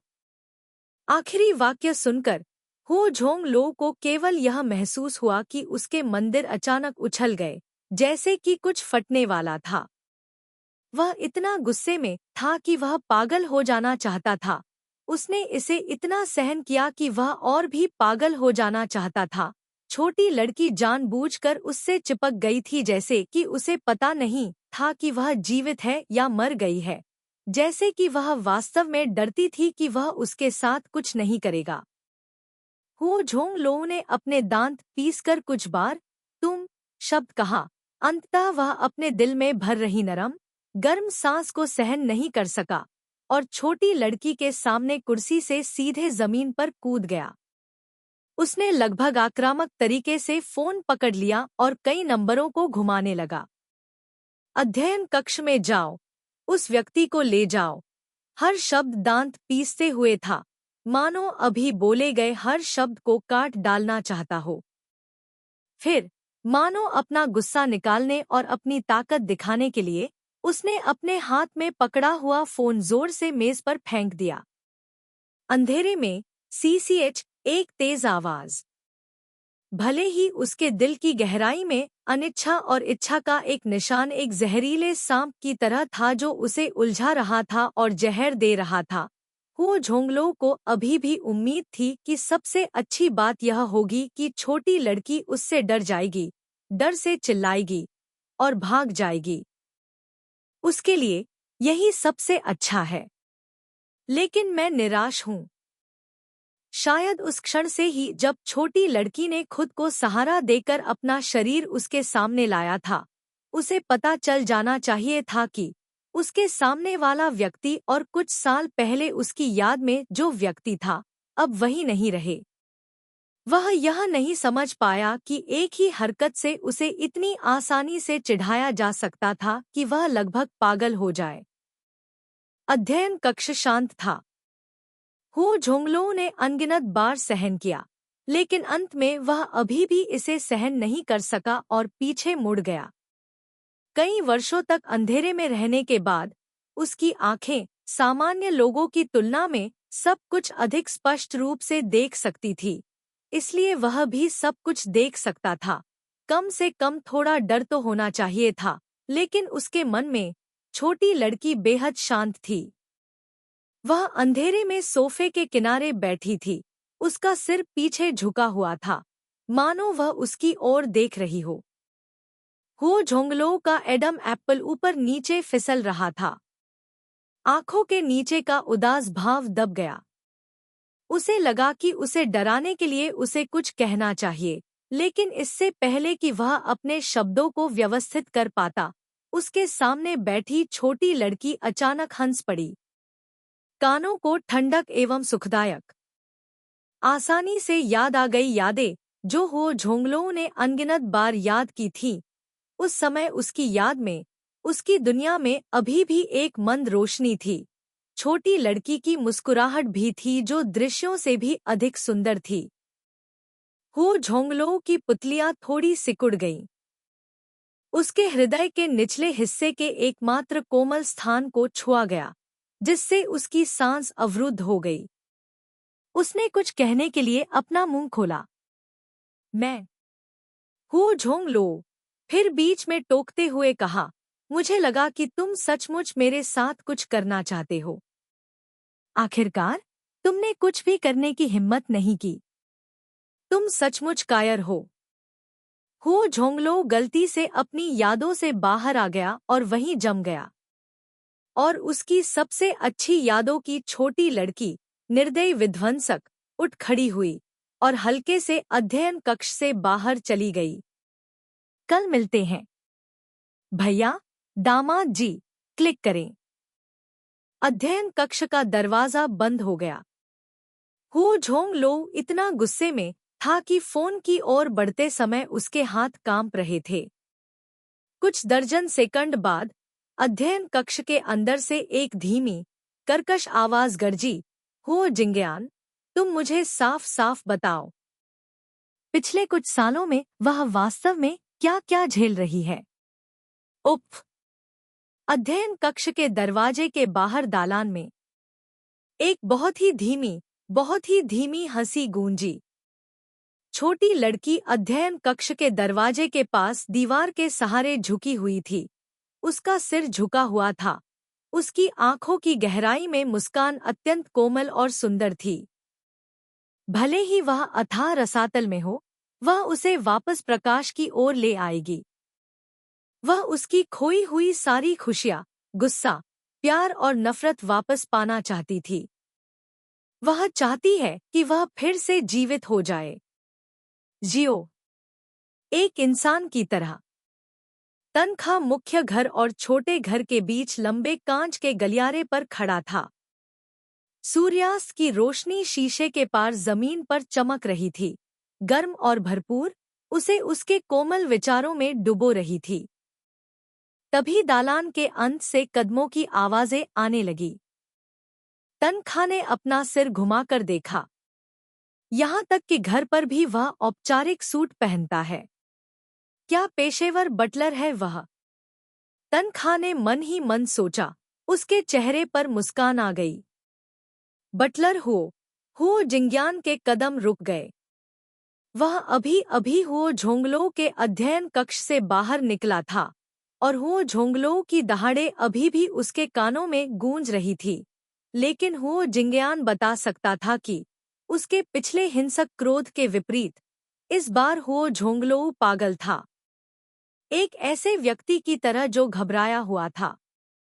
छोटी लड़की द्वारा सूर्य के प्रकाश की ओर तीव्रता से खींचे जाने की अनुभूति, जो उसकी कल्पना से बिल्कुल अलग थी और भी अधिक समृद्ध लग रही थी। कुछ लोग घबरा गए हैं। यह कुछ ऐसा था जिसे हुओ जिंगयान पिछले 2 वर्षों से करने की बहुत कोशिश कर रहा था, लेकिन करने में सक्षम नहीं था। इसलिए ऐसा कोई तरीका नहीं था जिससे वह विश्वास कर सके कि भोली और अज्ञानी किनके इसे इतनी आसानी से कर सकती है। लेकिन इस समय थोड़ी दूर पर खड़ी छोटी लड़की की ओर देखते हुए, उसकी ओर धीरे से मुस्कुराते हुए, अहंकार से नहीं, क्रोध से नहीं, धीमी आवाज में उससे ठीक से पूछा। हुओ जिंगयान को अचानक विश्वास हो गया। क्या यह मेरी गलती थी? लेकिन यह एहसास नहीं हुआ कि किन परिवार की छाया में धीरे धीरे बड़ी होने वाली छोटी लड़की बड़ी होकर अपने पहले रूप से पूरी तरह से अलग हो गई थी। हुओ जिंगयान इसके बारे में सोच नहीं सका। सौभाग्यवश उसने तुरंत दोबारा नहीं सोचा। मिस किन के, हुओ जिंगयान छोटी लड़की के पास रुका। मिस्टर किन, मिसेज एन और आपकी बहन मिस किन यान ने आज रात बाहर खाना खाने का फैसला किया है। क्या आप वहां साथ में खाना खाने के लिए जाना चाहती हैं या घर पर आपके लिए कुछ बनाना चाहती हैं? किन के ने पलकें झपकाईं।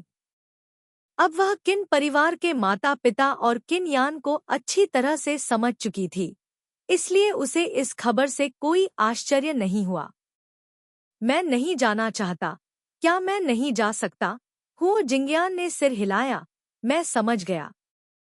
तो क्या आप आज रात भोजन कक्ष में या छत पर खाना चाहते हैं? मैं नौकरानी को इसे तैयार करने के लिए कह दूंगा। तनखा की आंखें चमक उठीं। अचानक वह जोर से हंस पड़ी। कहीं भी ठीक है न? हुओ जिंगयान को शायद ही कोई आश्चर्य हुआ। हाँ, अगर आप यहाँ रुकना चाहें तो मैं उनके लिए एक टेबल लगवा सकता हूँ। तनखा ने अपनी आंखें टेढ़ी कर ली। मैं हुओ झोंगलो के साथ डिनर करना चाहता हूँ। वह जहाँ भी होगा, मैं वहाँ रहूंगा। इस बार हुओ जिंगयान लगभग 5 सेकंड के लिए स्तब्ध रह गया। फिर उसने अपना संयम वापस पा लिया। उसकी आंखों ने जटिलता के साथ तनखा को देखा, फिर पुनः सिर हिलाया। हाँ, मिस तनखा, मैं आपके लिए इसका प्रबंध कर दूंगा। तनखा मुस्कुराया। वह यह भी जानती थी कि हुओ जिंगयान हुओ झोंगलो की मानसिक स्थिति को ठीक करने के लिए निश्चित रूप से उसके कार्यों में सहयोग करेगी। यद्यपि ऐसी संभावना थी कि दूसरा पक्ष उस पर संदेह करेगा, लेकिन तनखा के लिए अभी दूसरे लोगों ने क्या देखा या क्या सोचा, यह महत्वपूर्ण नहीं था। केवल हुओ झोंगलो ही सबसे महत्वपूर्ण है। हालांकि वह पहले से ही कल्पना कर सकती थी कि हुओ झोंगलो कितना क्रोधित होगा जब उसे अचानक यह नोटिस मिलेगा कि उसे उसके साथ रात का खाना खाना है। दोपहर की लाल धूप में छोटी लड़की ने उसे अपनी बाहों में भर लिया और बटलर के पीछे पीछे मुख्य घर की ओर चल पड़ी। उसके कदम लयबद्ध और सुंदर थे। उसके सुंदर सफेद अंडाकार चेहरे पर एक कोमल, शरारती मुस्कान थी। आधे घंटे बाद मुख्य घर के भोजन कक्ष में मेज के सिरहाने बैठे हुओ झोंगलो ने भावशून्यता से अपने बाएं हाथ में रखी चीज पर नजर डाली, फिर ठंडी आंखों से अपना सिर ऊपर उठाया। आपका क्या मतलब है? हुओ जिंगयान ने शांति से कहा। युवा मास्टर झोंगलो, समय बहुत कम है, इसलिए हम केवल यही चुन सकते हैं जिससे आपको लगे कि आपके साथ अन्याय हुआ है। हुओ झोंगलो ने भावशून्यता से सफेद मास्क को अपने बाएं हाथ में ले लिया। मैं अब खाना खा रहा हूँ। क्या मुझे अब भी इसे अपने साथ रखना होगा? यह नीचे से बहुत लचीला है। इससे खाने पर कोई असर नहीं पड़ेगा। हुओ जिंगयान के यह कहने के बाद उसने शांति से वाक्य का दूसरा भाग जारी रखा, आप इसे न लाने का विकल्प चुन सकते हैं। मुझे लगता है कि मिस किन के को भी कोई आपत्ति नहीं होगी। किन हुओ झोंगलो का गला लगभग अपनी ही चीख पर रुक गया। उसका चेहरा 2 सेकंड के लिए गुस्से से लाल हो गया। फिर उसने प्रतिक्रिया दी, गुस्से से पूछा, किन के यहाँ आना चाहती थी? उसे कैसे पता चला? हो जिंगयान, तुम्हें खुद फैसला करने का अधिकार किसने दिया? हो जिंगयान की आंखें नहीं हिली। आपके साथ भोजन करूंगा, यह मिस तनखा का अनुरोध है। उसने आपसे इसका प्रबंध करने को कहा था, इसलिए आपने इसका प्रबंध कर दिया। मिस टैन खा ने जो भी अनुरोध किया है उसे पूरा किया जाना चाहिए। यह वही है जो आपने यंग मास्टर ट्रोंग लाओ ने 5 दिन पहले व्यक्तिगत रूप से कहा था। हुओ झोंगलो, इससे पहले कि हुओ झोंगलो फिर से पागल हो जाए, हुओ जिंगयान ने गंभीरता से अपना सिर नीचे किया और अपनी घड़ी पर नजर डाली। समय को देखते हुए नौकरानी को मिस किनके को ऊपर ले जाना चाहिए था। युवा मास्टर झोंगलो, आपके पास अपना मुखौटा लगाने के लिए 1 मिनट है।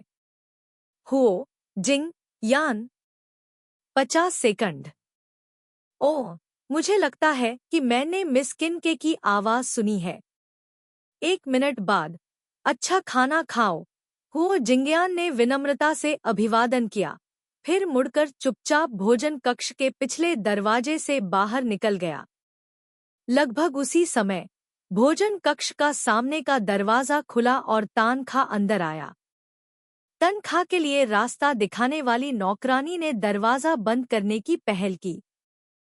तनखा बहुत लंबी डाइनिंग टेबल की ओर चली गई, उस स्थान पर जहां उसके लिए पहले से ही बर्तन रखे हुए थे, सामने वाले आदमी से बहुत दूर एक स्थान। भोजन कक्ष में कांच का झूमर बंद था। मेज के दोनों ओर सुंदर आकार की मोमबत्तियों की केवल 2 पंक्तियां रखी थी, जिनमें से मोमबत्तियों की रोशनी झिलमिला रही थी। इससे पहले कि तानखा कुर्सी खींचकर बैठती, उसने अपना सिर उठाया और सामने की ओर देखा। रोमांटिक मोमबत्ती की रोशनी में 2 पंक्तियों के बीच वह आदमी सीधा बैठा था। उसका सूट साफ था, उसकी मुद्रा बिल्कुल भी ढीली नहीं थी, वह थोड़ा कठोर दिख रहा था। एक चीज के साथ सफेद पृष्ठभूमि पर लाल, तिरछी आंखों वाला लोमड़ी का मुखौटा, नकाब। तानखा 2 सेकंड के लिए स्तब्ध रह गया। उफ, छोटी लड़की वास्तव में खुद को रोक नहीं सकी। उसने अपना चेहरा दूसरी ओर घुमा लिया और जोर से हंसने लगी। सामने वाले आदमी की पीठ और भी अकड़ गई। तानखा कुछ सेकंड तक हंसा, फिर खुद को रोकने की कोशिश करते हुए उसने अपना सिर ऊपर उठाकर हुआक ट्रोंग लाओ की ओर देखा। क्या आपने स्वयं मुखौटा चुना है? अति सुंदर। हुओ झोंगलो ने अपने हाथ में चाकू और कांटा लगभग मोड़ लिया। अध्याय 75 स्वप्न स्मरण 4। संपादन फोन हो परिवार के मुख्य घर का भोजन कक्ष विशाल और खाली दोनों था। खाने की मेज इतनी लंबी थी कि तनखा को ऐसा महसूस हुआ जैसे वह और उसके सामने बैठा आदमी 2 अलग-अलग दिशाओं में बैठे हों। यदि यह तथ्य न होता कि कमरा इतना शांत था कि मोमबत्ती की बूंदों के गिरने की छोटी सी आवाज भी सुनी जा सकती थी, तो तनखा को इसमें कोई संदेह नहीं होता कि यदि वह दूसरे पक्ष से बात करना चाहता है तो उसे चिल्लाना होगा। मोमबत्ती की रोशनी में सफेद लोमड़ी के मुखौटे ने आदमी के चेहरे को पूरी तरह से ढक लिया था। केवल उसकी गहरी काली पुतलियां दिखाई दे रही थी, लेकिन लोमड़ी की घुमावदार मुस्कुराती आंखों के नीचे छिपी हुई थी, जिससे तनखा के लिए स्पष्ट रूप से देखना असंभव हो गया था। वह कुछ देर तक बैठी रही, लेकिन अंततः खड़ी होने के अलावा कुछ नहीं कर सकी। जाहिर है कि इस भोजन कक्ष में कोई बाहरी व्यक्ति नहीं था। मेज के दोनों ओर की कुर्सियां नौकरों द्वारा हटा ली गई थी। तनखा थोड़ा धीमा था, अपनी ऊंची पीठ वाली कुर्सी को खींचने के लिए बल का प्रयोग कर रहा था। उसके सामने खड़ा आदमी, जो चुपचाप चाकू और कांटा पकड़े हुए स्टेक काट रहा था, उसने शोर सुना और अपनी आंखें थोड़ी ऊपर उठाईं। तुम क्या करने जा रहे हो?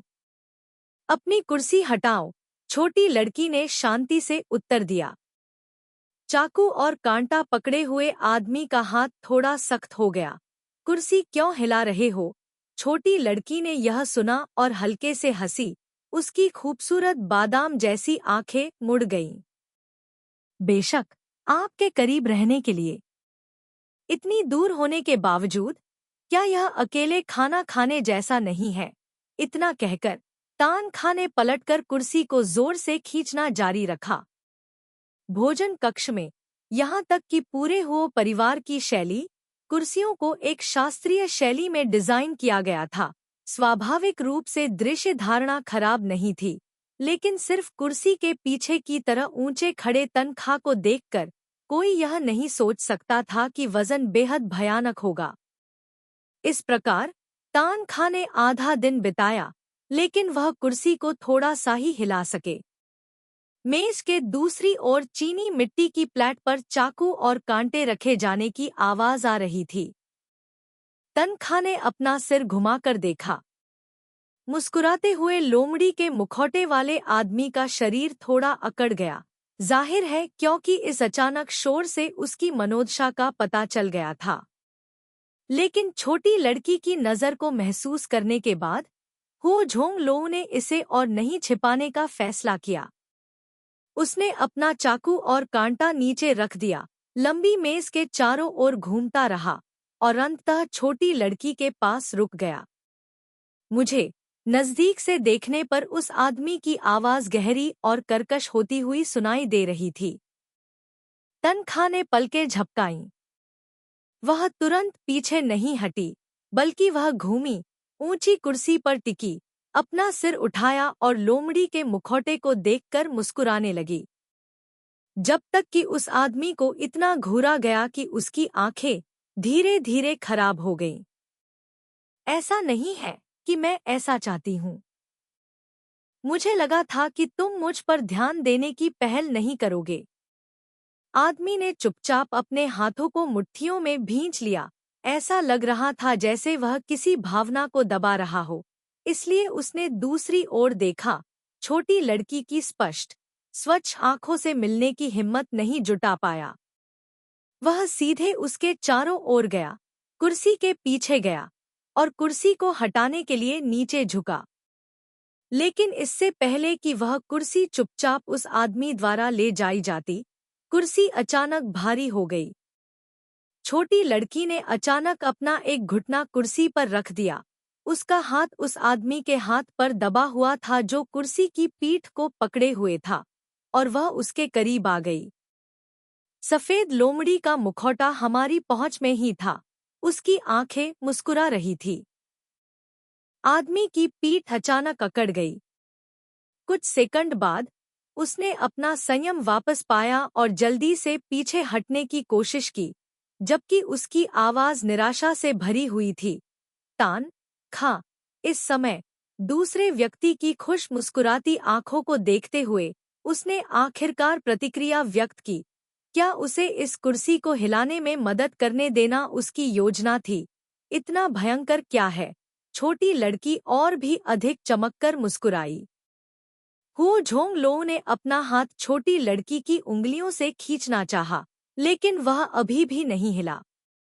उनकी त्वचा का तापमान स्पर्श करते हुए गर्मी उसके हृदय तक प्रवाहित होती हुई एक अमिट छाप बनाती हुई प्रतीत हुई। हो झोंग लोऊ की छाती में हल्का दर्द हुआ। भावनाएं और इच्छाएं एक विषैले सांप की तरह उसके दिल के चारों ओर लिपटी हुई थी और उसे कुतर रही थी। उसके कानों में खून की धड़कनें तेज ढोल की तरह गूंज रही थी, जो उसे कार्रवाई करने के लिए मजबूर कर रही थी। उसे इस छोटी लड़की को कठोर दंड देने के लिए मजबूर कर रही थी, जो नहीं जानती थी कि उसके सामने कैसे जीना है और कैसे मरना है।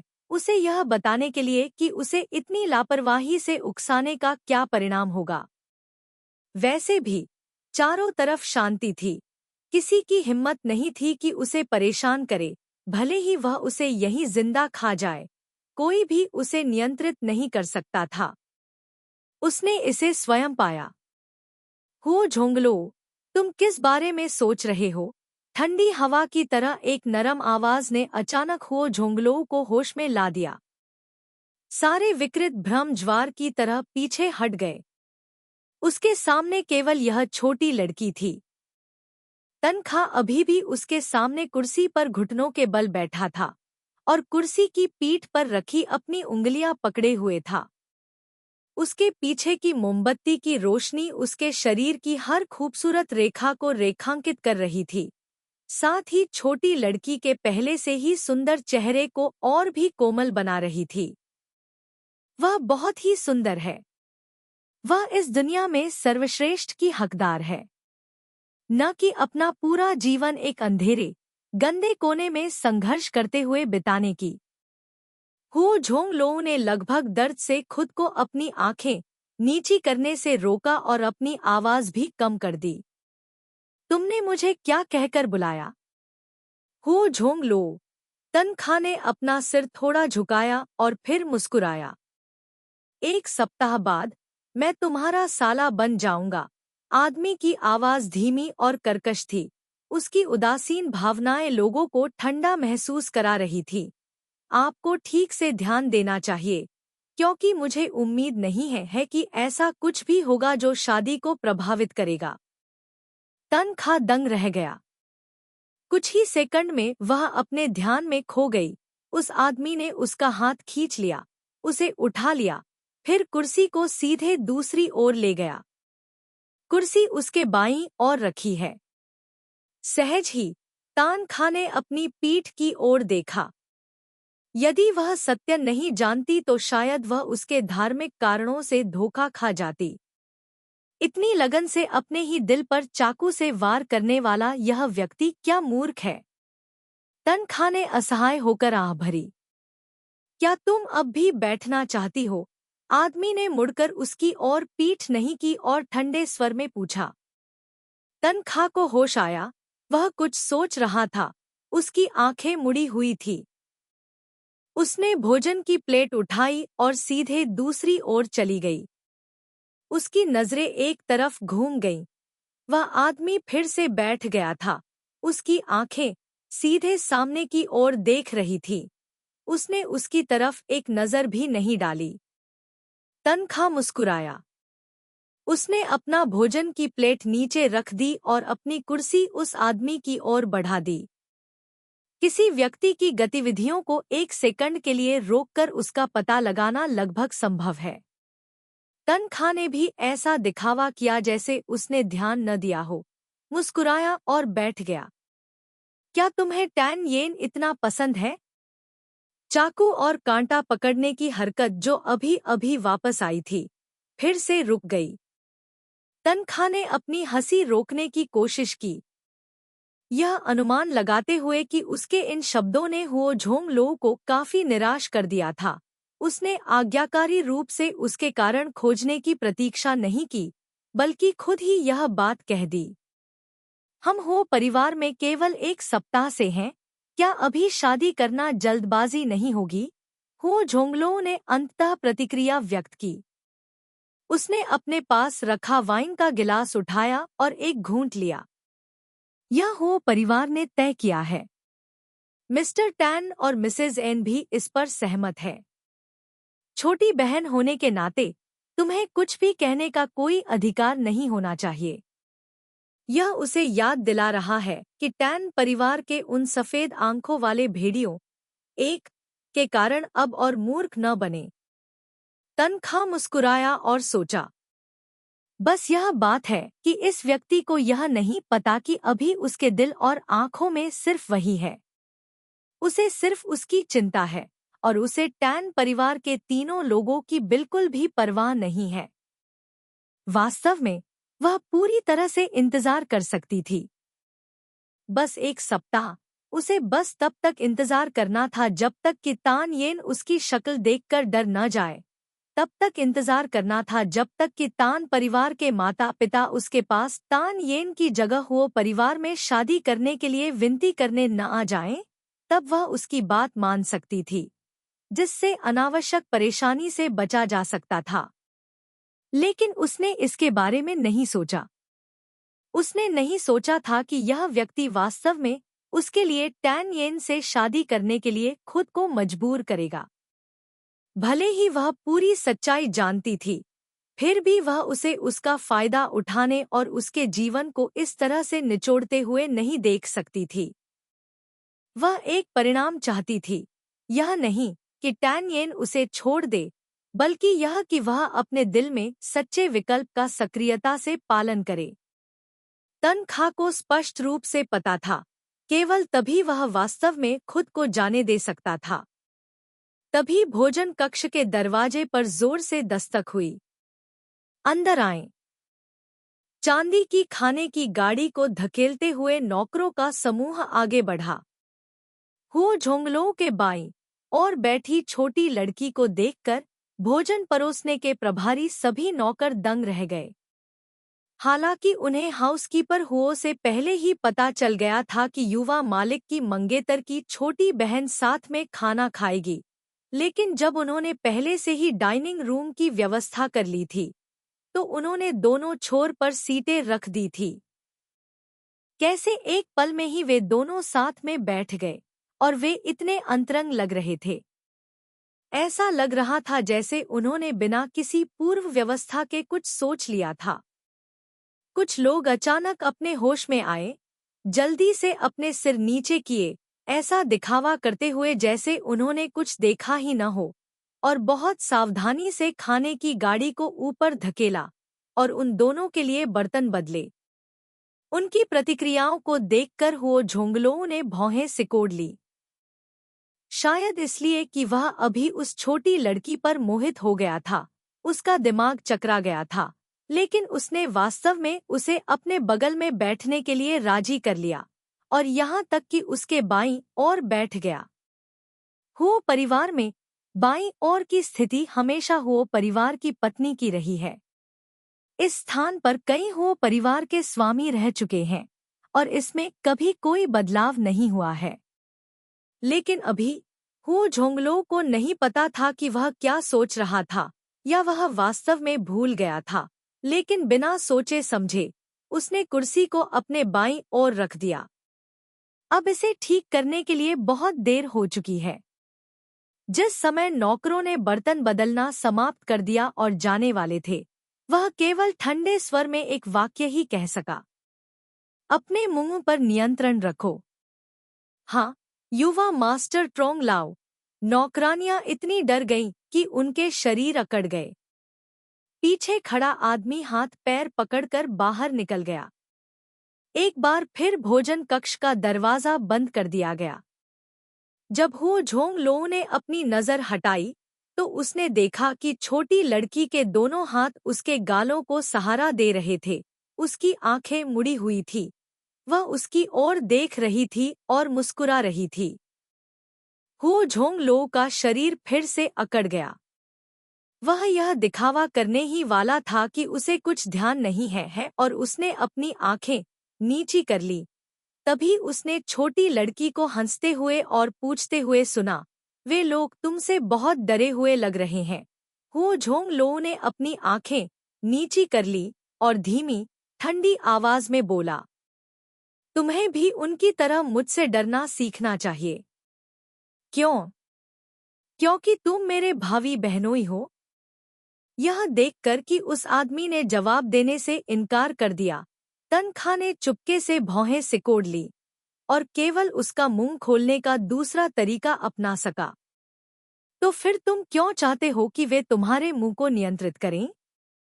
आखिरकार इस बार उसने किसी की हाई वोल्टेज लाइन को छुआ, अपना सिर उठाया और उदास आंखों से उसकी ओर देखा। मैंने तुम्हें एक बार याद दिलाया था, मुझे उम्मीद नहीं है कि अगले हफ्ते कुछ भी प्रभावित होगा। हुओ झोंगलो। छोटी लड़की ने अचानक बीच में टोक दिया, जिससे हुओ झोंगलो का शरीर थोड़ा सख्त हो गया। उसने पाया कि वह जो शब्द कहना चाहता था वह कहने में असमर्थ था, क्योंकि उसके पास बैठी छोटी लड़की की मुस्कान अब पहले जैसी नहीं रही। उसकी मुस्कान धीरे धीरे फीकी पड़ गई थी। उसकी आंखें हल्की झुकी हुई थी, मानो वह उसके शब्दों से आहत हो गई हो। किसी कारण से भोजन कक्ष में सन्नाटा छा गया। कुछ दर्जन सेकंड के बाद छोटी लड़की ने धीरे से पूछा, क्या तुम मुझसे इतनी नफरत करते हो?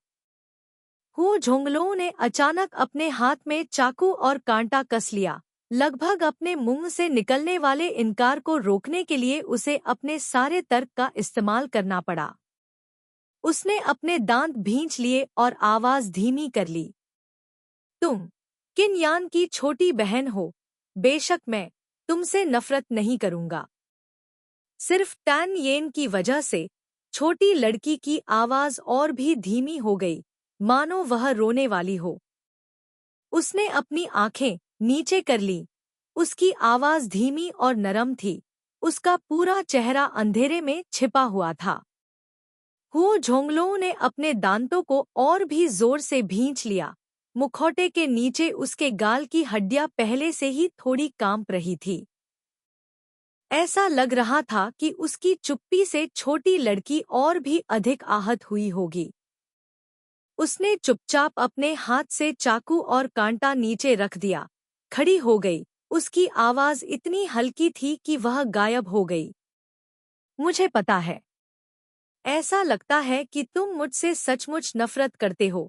छोटी लड़की धीरे धीरे झुकी, और जैसे ही मोमबत्ती की रोशनी उस पर पड़ी, उसकी आंखों के किनारे हल्के लाल हो गए। हु झोंगलो का दिल सिकुड़ गया, और उसने लगभग सहज रूप से कहा, नहीं। इससे पहले कि अगला वाक्य आदमी के मुंह से निकल पाता, छोटी लड़की जो उसकी ओर पीठ करके झुकी हुई थी, अचानक हंस पड़ी। तो ऐसा नहीं है। उसका स्वर हल्का और जीवंत था, अभी जैसा हृदय विदारक और उदास नहीं था। हु झोंगलो अभी भी चकित था और अभी तक होश में नहीं आया था, जब उसने देखा कि उसके सामने छोटी लड़की फिर से घूम गई है। वह दृढ़ता से वापस नहीं बैठी, बल्कि सीधे हु झोंगलो की कुर्सी पर गई, अपने घुटनों पर बैठी, नीचे झुकी और मुस्कुराते हुए लोमड़ी के मुखौटे के नीचे छिपी आंखों को गंभीरता से देखा। अगर तुम मुझसे नफरत नहीं करते, तो क्या तुम मुझे पसंद करते हो? हु झोंगलो। भले ही वह धीमा था, इस समय उसे एहसास हुआ कि उसके सामने यह छोटी लड़की उसे चिढ़ा रही थी। लेकिन इस बार हु झोंगलो को बिल्कुल भी गुस्सा नहीं आया, वह बस उदास आंखों से उसे देख रहा था। तन था, क्या तुमने बहुत मजाक कर लिया? तुम्हें किसने बताया कि मैं मजाक कर रहा हूँ? तनखा ने झिझकते हुए अपनी आंखें नीची कर लीं। उसकी लंबी, थोड़ी मुड़ी हुई पलकें थोड़ी कांप उठीं। मोमबत्ती की रोशनी में छोटी लड़की के गालों पर एक हल्की लाली भ्रम की तरह छा गई। वह आगे झुकी और ठंडे लोमड़ी के मुखौटे के होठों को चूम लिया। हु झोंगलो का शरीर अचानक अकड़ गया। उसकी प्रतिक्रिया की प्रतीक्षा किए बिना उसकी पतली बाहें उसके गले में थी, और छोटी लड़की उससे चिपकी हुई थी। उसके कान के पास एक हल्की हंसी सुनाई दी। युवा मास्टर हो? नहीं तो क्या तुम मेरी छोटी पत्नी बनोगी? नोट: सफेद आंखों वाला भेड़िया, एक कृतघ्न और क्रूर व्यक्ति को संदर्भित करने वाला व्यक्तिवाचक संज्ञा।